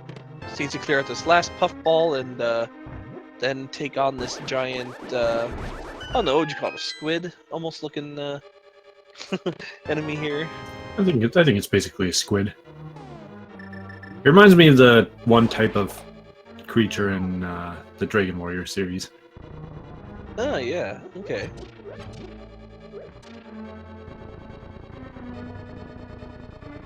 And that is Swamp Palace for Soul Devourer. BK basically just going straight through the basement here, having already found the big key. Yep, and you know that's gonna save him some time. Having already been in here and checked the back, he can go straight for Helmosaur and skip out on all those other locations here that Soul Devourer is gonna have to check looking for that cane.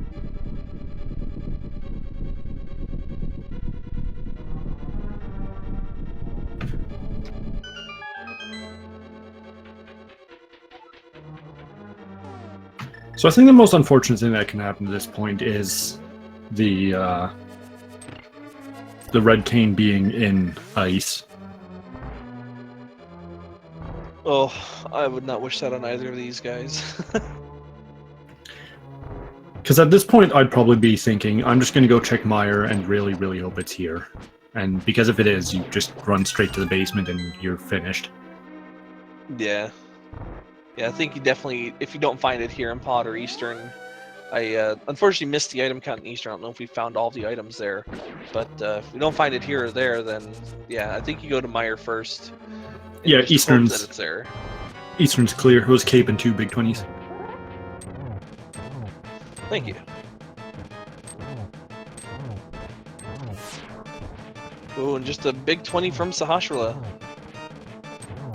This entire eastern side of the map is just big 20s. BK canceling that fireball on Helmosaur King and just killing him quickly. Alright, and what is our friendly Helmosaur King going to drop for us today? Just 50 rupees, so yeah, this is the money side of the seed here. He's practicing for Link Between Worlds.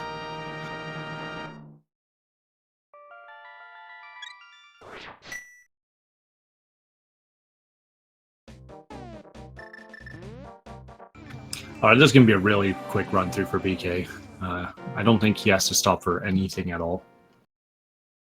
Yeah, just going straight back to Armos.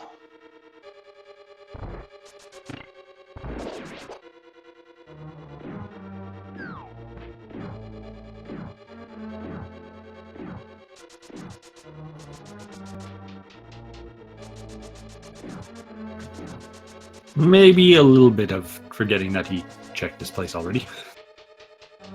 Either that or muscle memory. A lot of times when you come in here, you just you get on your your normal routing when you're coming through here. So it might just be something like some muscle memory.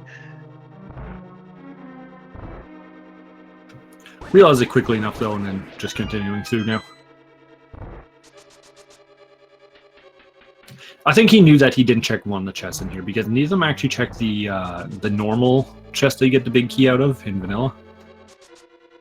Oh, okay. Yeah, because I didn't need to. Yeah. They got all 3 items in the big key up front, so.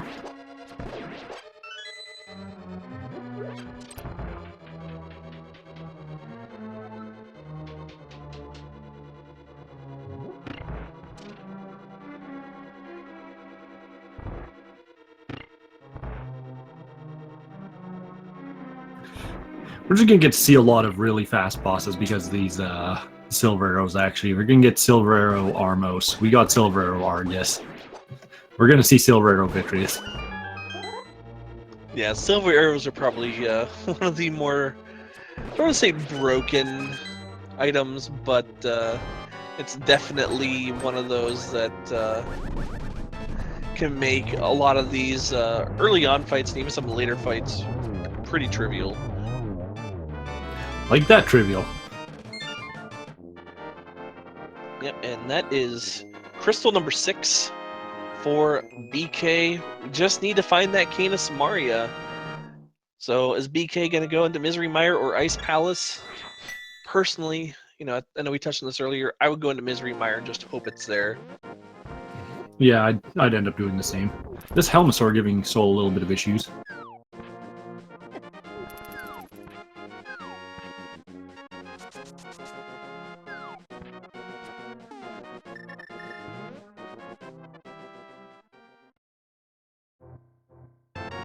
Alright, so this flute will tell us exactly what bytesizedBK is going to do. Do we go to 6 or do we go to 8? And it is 6, so BK is going to hope that the Cane of Samaria is in its vanilla dungeon. So if it's here, Bite Size is definitely going to have a pretty significant lead. Yeah, if it is here, they'll have a lead, but if it's not here, that'll give Soldevar a little chance to catch up on some of the time here, you know, if they may decide to go to Ice Palace. So, we'll see. Yeah. It'll hinge on their decision on finishing up this area.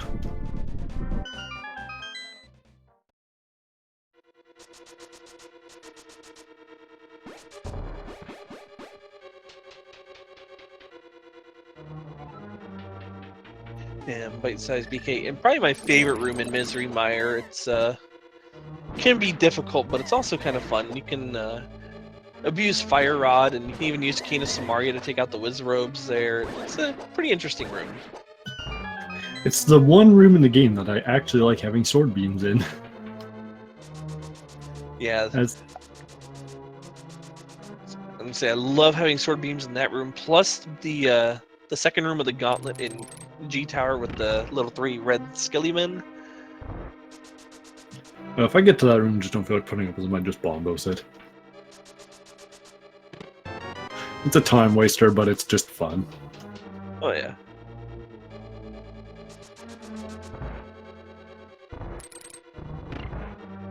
Alright, so BK just finding a small key on the bridge there. Will we get to see the Godmire potentially? And no. It's always unfortunate when you come in here and it's like, here, have the big key and like right off the start, and it's like, oh, I can't finish this. I know, right? Usually it's because you're looking for other items, or you actually even need the Cane of Samaria.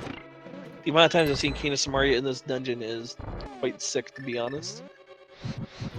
If you're just trying to find another item, though, you can at least, if you run down to Vitreous first and he doesn't have an item, you can come back up and look through the rest of it. It can help speed things up a little bit. But yeah, when you're missing the Cane of Samaria, then it's like, game, please, stop taunting me.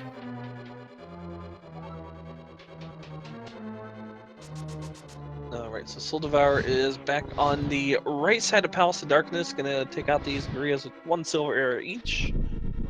And I believe all that Soul Devour has left is the boss here, Helmosaur. Yeah, I believe they finished clearing the rest of it, so after this they're just going to quickly mirror back to EP themselves and finish that up as well.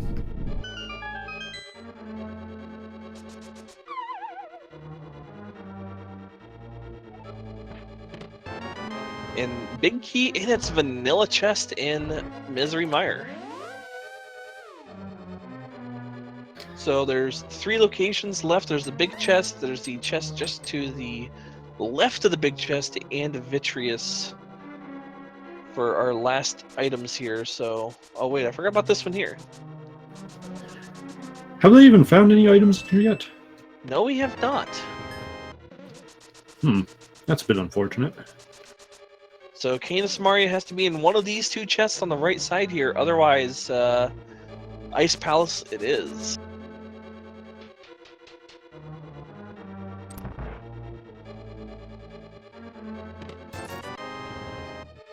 All right, can we see the actual vanilla Cane of Samaria? Oh my god, that'd be so dumb. And the verdict is no. Just some love. So it looks like BK is going to have to go to Ice Palace now and clear that one out. But this is going to allow Soldevar to make up some time should Soldevar go to Ice Palace now. It looks like BK's going to take the opportunity to clear some more overworld. I'm trying to think what BK hasn't cleared up here yet.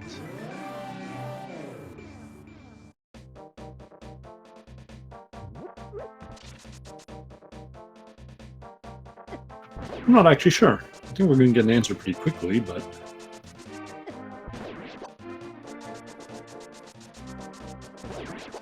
Oh, you know, I don't think BK turned in the purple chest. Or Hammer Pigs, maybe?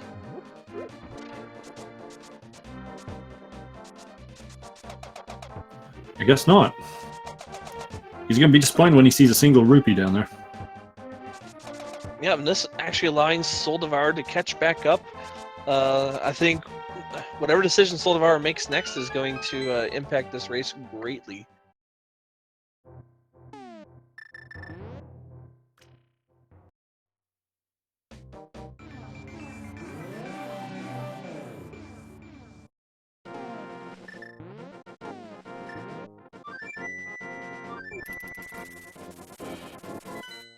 And we are off to Ice Palace.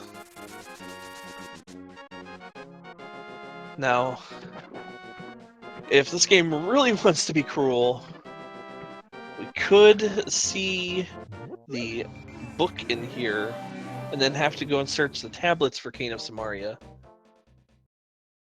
I think this is still going to work out for BK in the long run, though. I think at this point he's fairly well set in his lead. Yeah, definitely. We've cleared enough locations at this point that I don't know if he's actually missed anything like minor.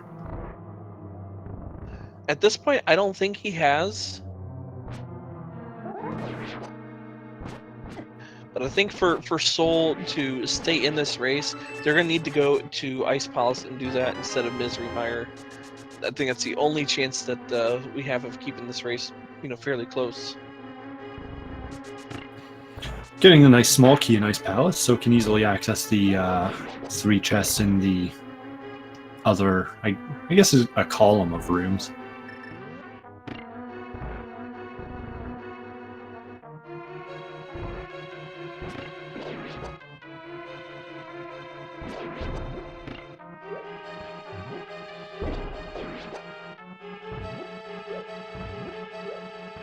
You're having a little bit of trouble there.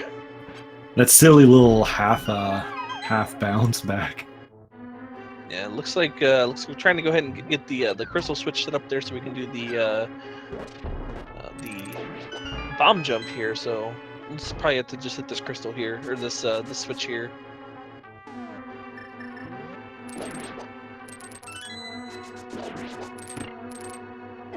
Alright, so we will be seeing the bomb jump from BK, and Soul Devour is into the Armos Knights fight.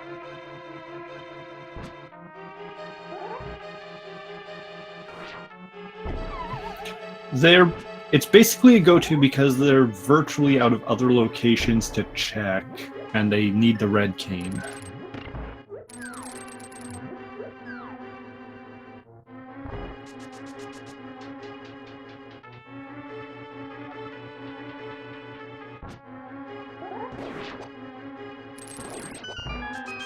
All right, so just have a there's a question here in chat about how about the tournament format here. So how is it decided who they play next? So you will always play the somebody with your same record, but the way that's decided is completely at random. So whoever wins this race will be guaranteed to race somebody who is also 1-0 or 0-1 respectively. But that decision is completely random. Unfortunately, Soul going to Meyer is going to also lose that time BK did from looking around in here.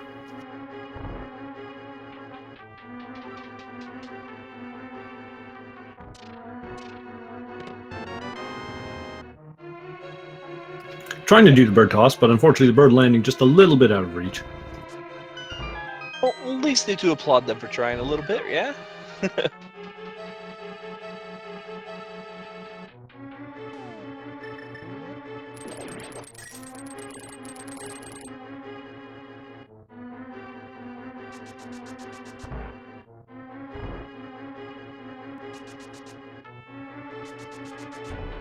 Yeah, can't fault Soul Devour for making this play. It is definitely the the right play to make. Because if Kane Samari was in Misery Mire, then you'd be in go mode. You can just go right up to Ganon's Tower afterward. But unfortunately, we know that is not the case, and they're going to have to likely head over here to Ice Palace, and there we have it. Well, it's in a big chest, just not the big chest they wanted it in.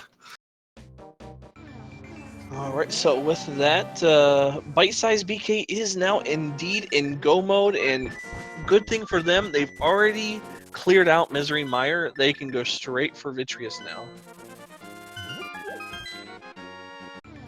Yeah, this is definitely a pretty quick run compared to actually having to full clear the dungeon again.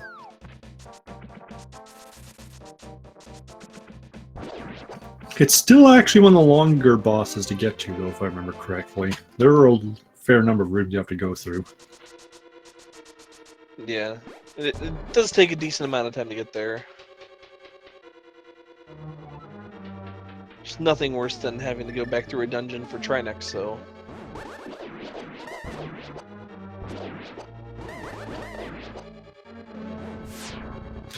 Enjoying that Kane Samari now that he's got it.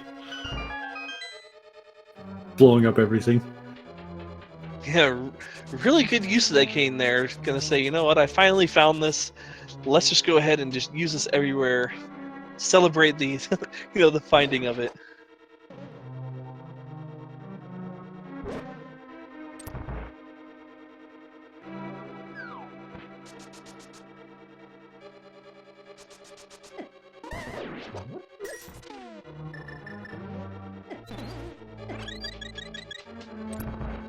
Alright, it's gonna go ahead and get that nice health refill from powdering that anti-fairy and heading on to finish up this dungeon. Now for the room where everybody wants a lamp just because this exists. But it takes about, 2 seconds when you've actually got the lamp.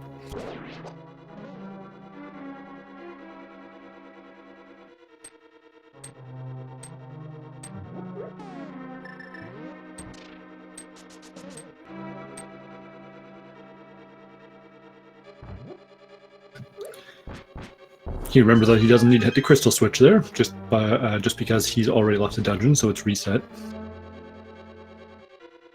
Yep, and there's Soul Devour picking up their big key.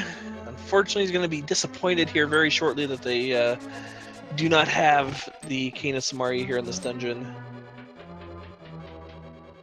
I get the feeling they're probably going to head straight over to Ice afterwards, though.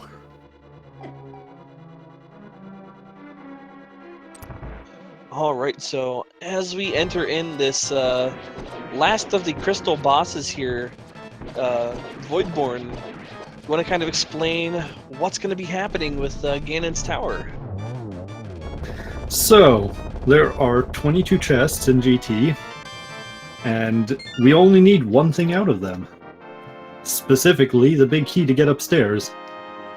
Which chest do you think the key is going to be in?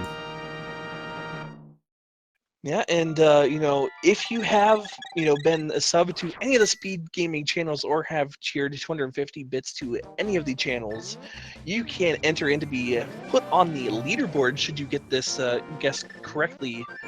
So Voidborn, where do you think this bid key is going to be? I don't know. I'll say 20 this time. Oh, if you want to be pretty deep into GTA. It would be about par for the course with this one.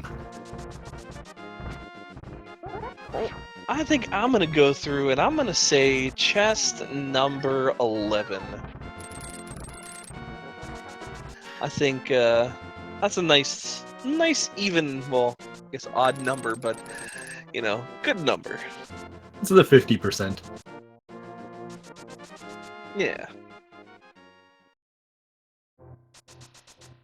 But we do see Soul Devour making their way into Ice Palace. We'll be picking up their Kena Samaria here very shortly. So with Bite Size picking up the or having to go back into the Hammer Pigs, it did allow Soul Devour to catch up and make up a little bit of time here. But unfortunately, there's quite a big difference here. It's going to take some few falls for Bite-sized to allow Soul Devour to catch up at this point, unfortunately. Can't entirely discount it, but it would be really unfortunate if it came down to that.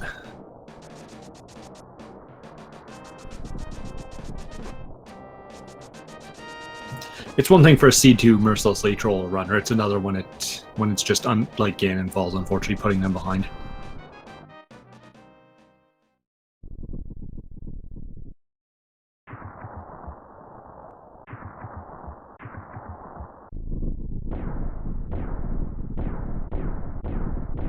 Alright, and with that, bytesizedBK is heading into Ganon's Tower, about 1 hour, 44 minutes, and 10 seconds.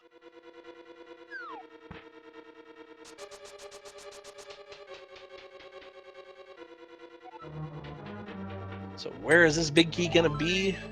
There's location number 1 and number 2 out of the way, so we're gonna be going left side with no key.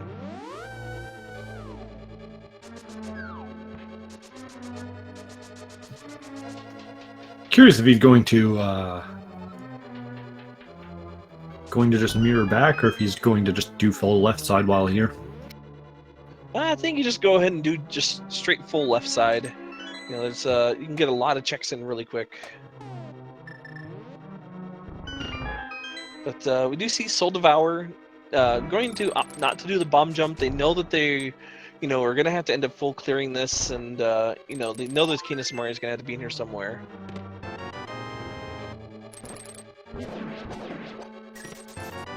And there's the book. I think they've got almost all of the small keys at this point, too. Yeah, I think we have. We are 7 locations in, still haven't found that big key.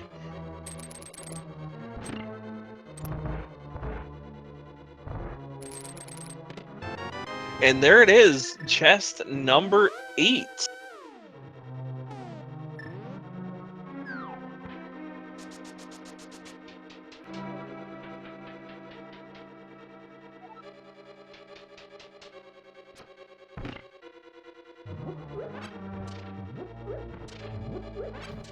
Alright, meanwhile, time to actually start climbing GT. We've got the always fun Gorilla rooms here.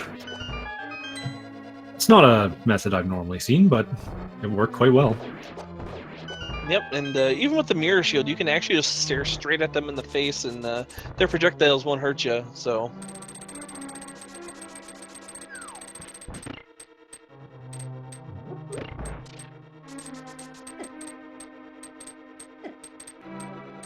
Spike traps being a little bit unfriendly to BK, but getting through that room.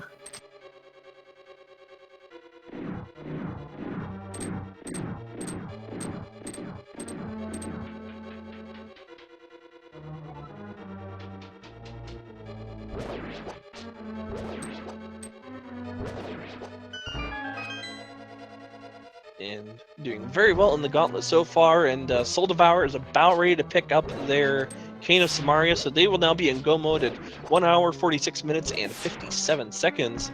Time to go to Misery Mire and then make that climb up Ganon's Tower. Oh, these red Stalfos, please.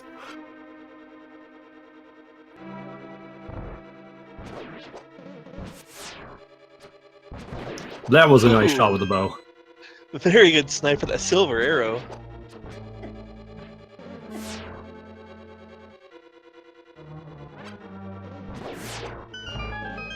You know, I would have loved to be in the conference room, you know, discussing the thought of putting BMOS on conveyor belts in a room full of ice, you know, as part of one of the final rooms in, you know, A Link to the Past. I would love to hear the discussion surrounding that, 'cause that is just evil. Oh, they're gonna love this. I think they're so good by the time they get here.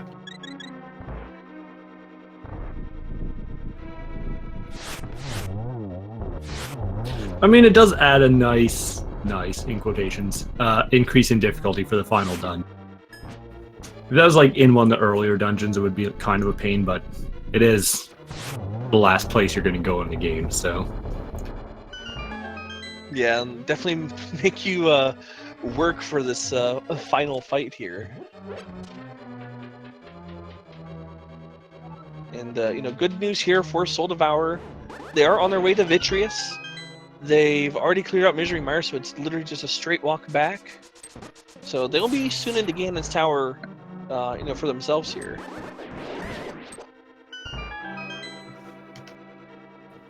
I love seeing those Wizrobe rooms cleared that quickly.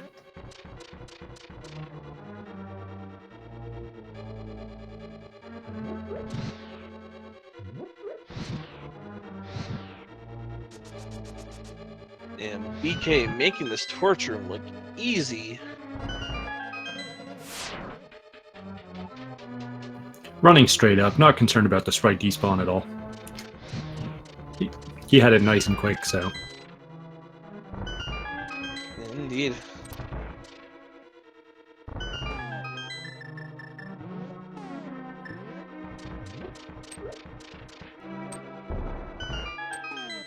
Alright, so bytesizedBK almost ready to head into the Moldorm 2 fight. Let's see if Moldorm cooperates today or lives up to its trolley reputation.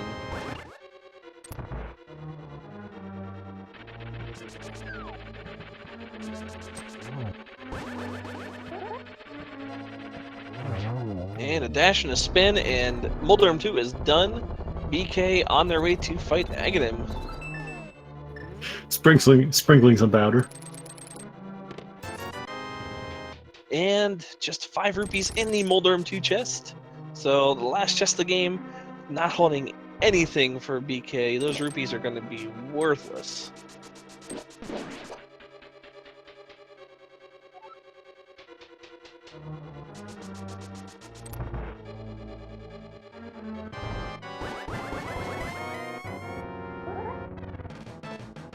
This is a pretty nice setup here. And a triple. Very nicely done there.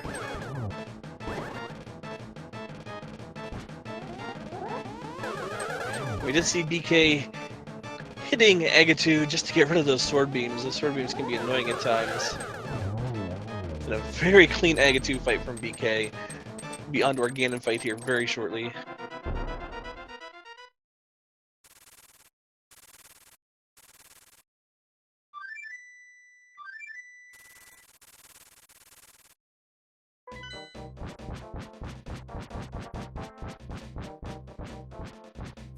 Now we can finally get that blue bacon we were talking about earlier. Blue bacon, that spoiled bacon.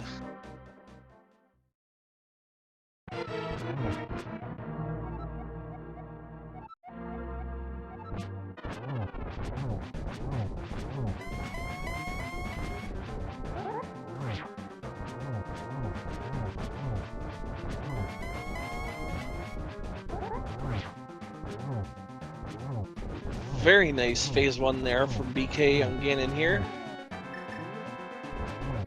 Got that magic, so just gonna cape his way through phase 2. May as well. And just like that, we are into phase 3. So Ganon not being so kind with those teleports today, but BK handles it pretty well.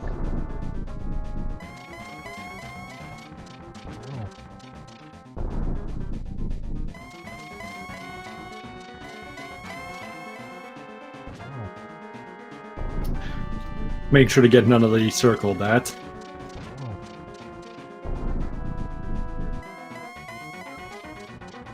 And there we have it. We are into phase 4. There is one silver arrow into the blue pig.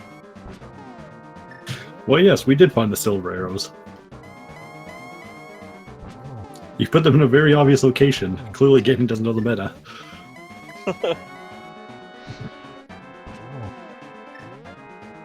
Alright, there is number 3, and there we have it. BK takes down the blue pig, and we'll get you that time here very shortly here. So GG to BK. GG indeed. That was a pretty good race overall. So BK finishing with the time of about 1 hour 53 minutes and around 6 seconds here. A couple unfortunate spots, such as, you know, of course Ice Palace having something when it's a pendant, but very good play from him all the way through. Alright, and bear with me just a moment. I'm going to see if BK is ready to hop in here for an interview, so yeah, bear with me just a moment here, and we'll see if we can get him in here.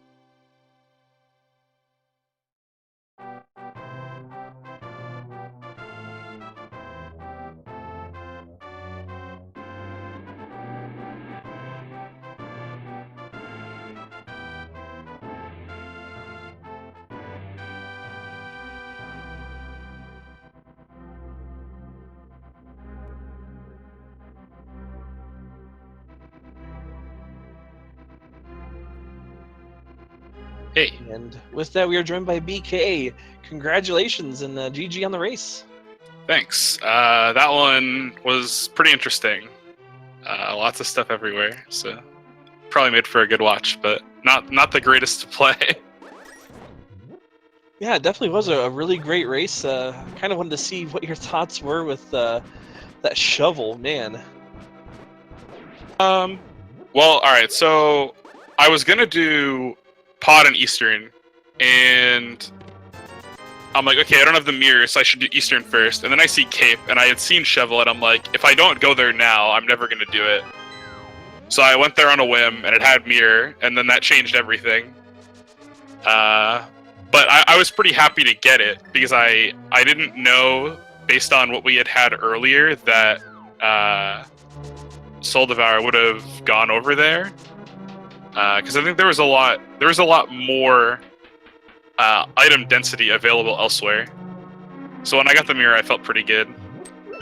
Yeah, Soul Devour actually beat you to the mirror. They had it for quite a few minutes before you did. Did they go to Eastern like really early, or? They went to Eastern while you were doing, I think, Thieves Town, and rather than going to Dark World, they just went right over there. Yeah, I can see that. Get the Light World out of the way. Definitely worked out. There was a couple things this seed that I was like a little bit sad about. Like I wasn't sure if I had done hammer pegs at one point. I don't think I had. And I was about to go into Mire, and I'm like, okay, like if Samaria is at hammer pegs, I don't know what I can do at that point.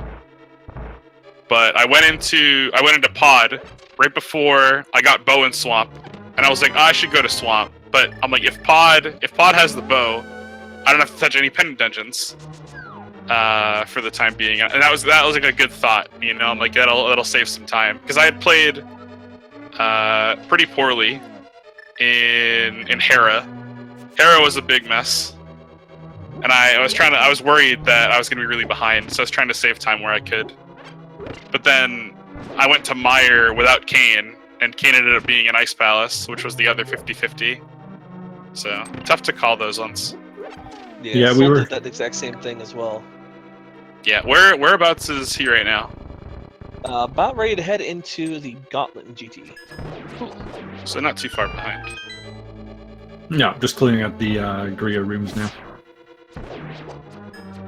Yeah, this one was pretty interesting. It kind of made you go everywhere, because there was no way that you were gonna go to Ice Palace and to Swamp. I think you would probably pick one or the other if you were gonna make a gamble. It was fortunate in that you didn't actually have to go into Turtle Rock at all, so... Yeah, when I had checked the medallion, that was the one thing I was worried about, is if Turtle Rock was Bombos, because that was the medallion I had at the time, and even though I didn't have Cane of Samaria, I would have been probably inclined to go there, especially after I had found the Ice Rod. Yeah, when you first found the one medallion, or the Ether, and then the Ice Rod, we were like, oh no, see, don't do this. Well, I think, what was I missing at that point? Just Samaria, right? Bow and Samaria. Yeah, Oh, definitely I was still missing I was still Bow. missing Bow in the back of Swamp. That's right, because I hadn't gotten it yet. Yeah, that was pretty crazy. Because once I hit Bow, I knew I was never gonna have to go to Turtle Rock. Yeah. But I was pretty worried that Bow might be on Trinex. But when I had found the Ice Rod, I felt good. Because I'm like, oh, maybe there's a chance that they skipped left side and they'll get totally boned by the Ice Rod being there. But pretty good. Soul unfortunately running out of silver arrows while doing the climb. Going to fight Land Mollusk with Fire Rod.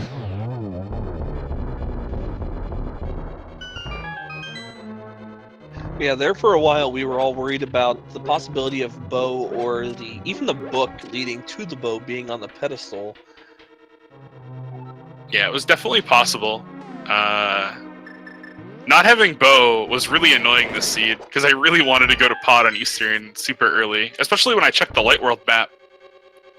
Seeing 3 crystals and 2 of them being the 5/6 felt really good, and I was like really inclined to go to those places. Plus, I always like to go to Pod early if I can. Yeah, there's so such great item density there. yeah, just the fact that Bow was so late. I mean, I guess it wasn't that late. You could have technically gone to Swamp as soon as you went to Eastern, I think. Yeah, as soon as you found that mirror in the digging spot, you were able to get into Swamp. You needed to get the Fire Rod as well to get the hook shot off Mothula to be able to get to the back part. Oh, true. So so you wouldn't have been able to get Bow without it.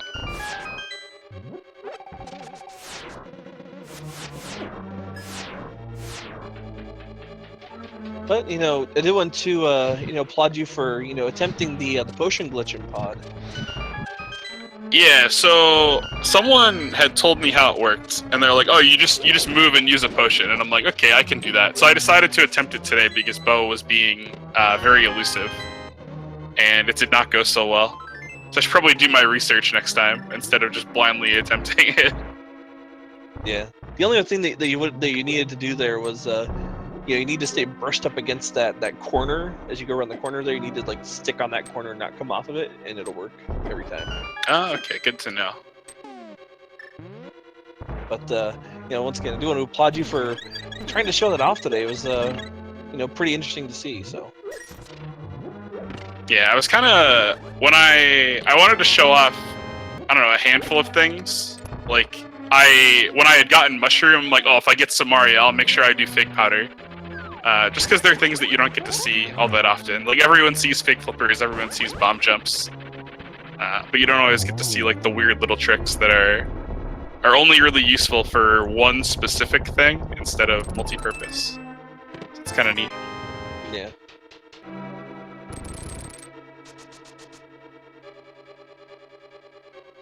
So at this point, Soul Devour is completing their climb and heading up to Aghanim 2's room. One other question I have is, did Soul get the lamp from Zora early? You were actually the first one to get it, if I'm not mistaken. Yeah, because I had farmed up for the 500, and when I saw a lamp, I was like, oh, like, maybe, because we didn't have, I think we had access to 400, but neither the stun prize nor the tree pulls were good rupee drops. So you would have had to farm, I think. Soul actually went and did the Houlihan room to get the rupees as well. Yeah. Wait, did they do immediate hula hand? Because didn't we get flippers in CAC? They didn't do it immediately. They did it after. I think you guys got. Yeah, I think it was after they got flippers. Did they do flipperless, or did they do the bomb one in the graveyard, like right next to the sanctuary? Yeah, they bombed into the grave. Ah, okay.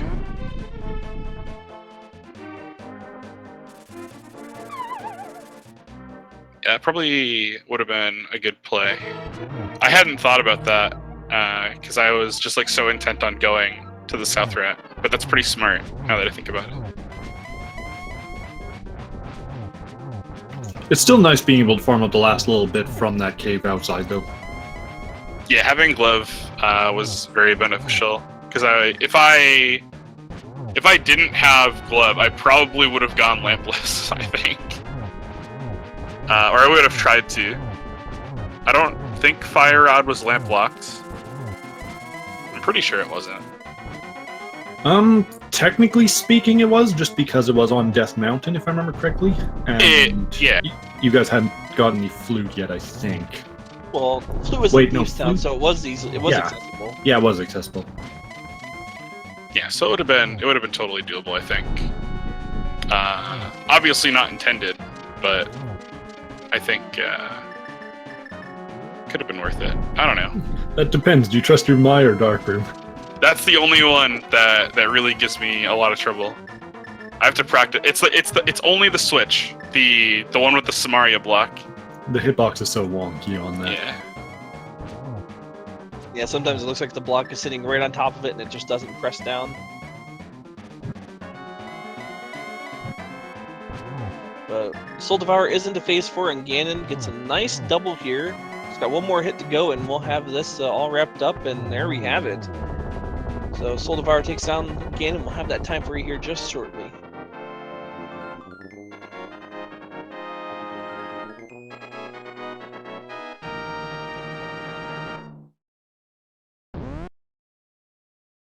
All right, so Soul Devour finished the time about 2 hours, 4 minutes, and 15 seconds. Let me see if we can get Soul Devour in here for an interview here.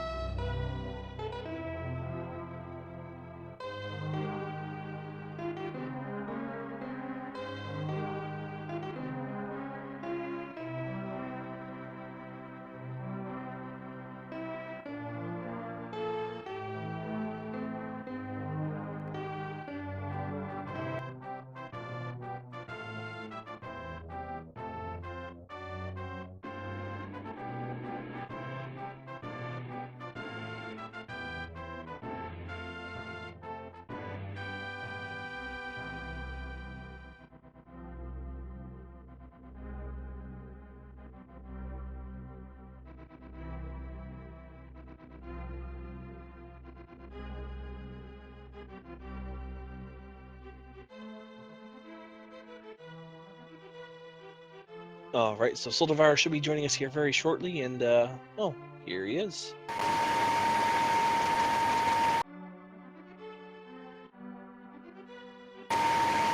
Hey, hold on one second. I'm gonna go ahead and push to talk my thing. All right, no problem.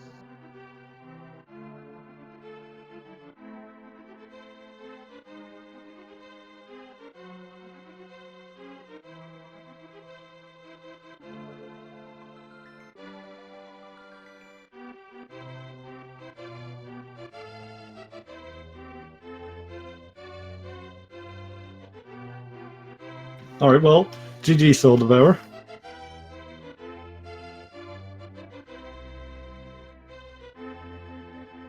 Yep, and you know, while you do get your stuff situated, I just want to let you know it was a great race to watch. It was really fun to commentate, and you know, congrats to a BK for the win here, and you know, put up a great showing here to pull out the end of the seed. A great strong finish, Soul Devour. So it's really fun and entertaining to watch today.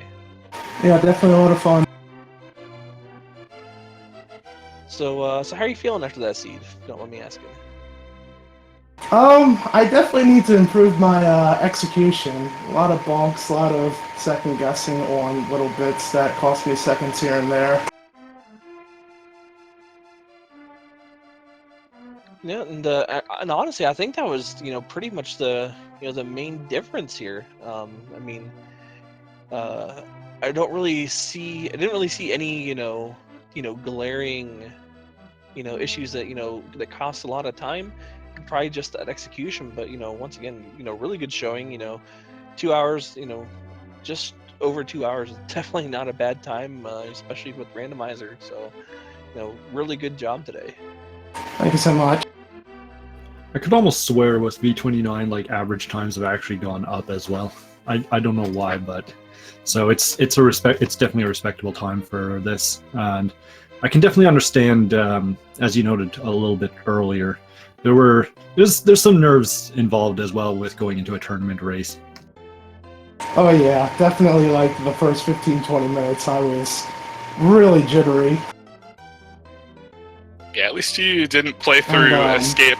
Some of those suitors came back later throughout the run when I wasn't finding any of the bow, cane, or ether. And I started thinking to myself, is it possible I'll have to actually go to pedestal? Because I know the bow was possible until I found it in Swamp Palace. So that kind of made me a little nervous. It was actually a really, really good thing that once you found it there, because given that the remaining item was Samaria at that point, you really had no concern about having to go up and do Turtle Rock or Pet at that point. Not only did it remove Pedestal, it took an entire other dungeon out of play. Yeah, I knew that it was either going to be in Mire or Ice Palace, and I'm like, which one do I really want to do? And I kept thinking, Ice Palace seems like a decent play, but I really don't want to spend time in there if I don't have to. But yeah, it was there. Did you go to Mire first too? Is that where Kane is in Vanilla? Vanilla Cane's in Mire, in the big chest. It's been forever since I played the Vanilla game. Yeah, Ice Palace's item is the always important blue mail. Ah, my bad. I don't think they even picked that up in the NMG run. Yeah, I clearly need to do more practicing. Yeah, but yeah, to answer your question, BK, you guys actually both did Dip Mire first and then go to Ice Palace and then back into Misery Mire. Yeah, that's like one of the big wonders. There's like a handful of decisions that I'm really curious as to see. Like when I always watch the races back just to see like what we did differently, maybe what worked better for one player or the other. Yeah, at the very least, I didn't feel like I was overwhelmed by the item placement. I felt like I had a plan at all times. You had a pretty good advantage early because you went and did Eastern and got that cape. So when you actually went and looked at Bumper Cave and saw the shovel up there, you just could immediately grab it, and that led to the mirrors. So yeah, it was hilarious. I got killed by the what was it, the murder bird, and I ended up being like, well, I guess I'll do the dig spot since I died. yeah, the murder dactyls are prone to just ending your plans of exploring the map. I'm very happy that in this case it actually led me to the mirror. Yeah, and you're actually the first one to pick up that mirror as well. So, you know.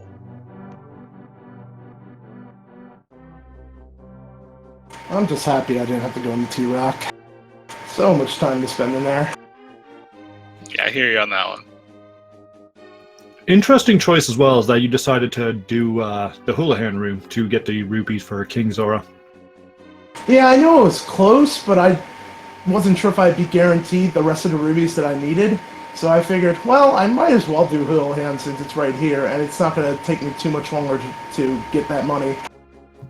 The overflow is also useful because it gives you the money for some of the Dark World stuff like the chest game. So. Oh yeah, definitely. Yeah, and I was knew that definitely there stressed. were multiple points. Well, there was at least 1 or 2 points where I was really low on bombs, and I'm just glad I had the extra money on hand to get them. There were definitely a lot of points where I was stressed on money because Also I thought this freaking out a little bit when when I went into the second Lamoa's fight and I tried using the bow and I'm like, oh no, I have no arrows. And I'm thinking, I really hope there's an arrow stashed somewhere in this tower. Oh, that's okay. At least with the land moles, you can use the fire rod. So Yeah, and then there was the arrows underneath the pie in the room right after, so it was all good.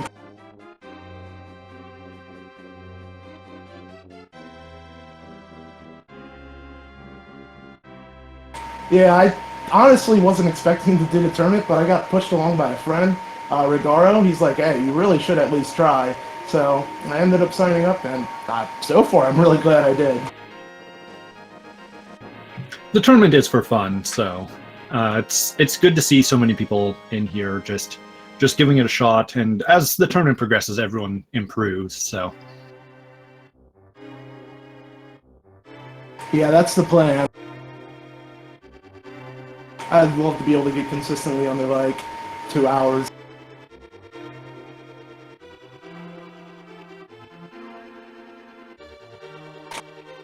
But, with that, I think we are going to go ahead and get everything wrapped up here.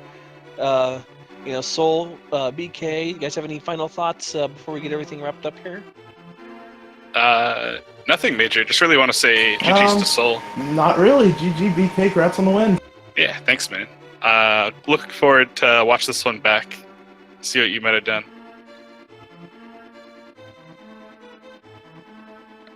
All right, so with that, I think we're going to go ahead and get this one wrapped up here.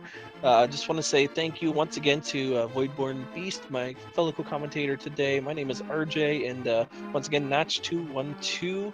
Thank you for tracking today, and Voidborn, I'll go ahead and leave you with our final thoughts for today. well, not that much to say. It was a really fun watch, and definitely a big thanks to everyone who tuned in to watch this. For the time being, have a good rest of your day.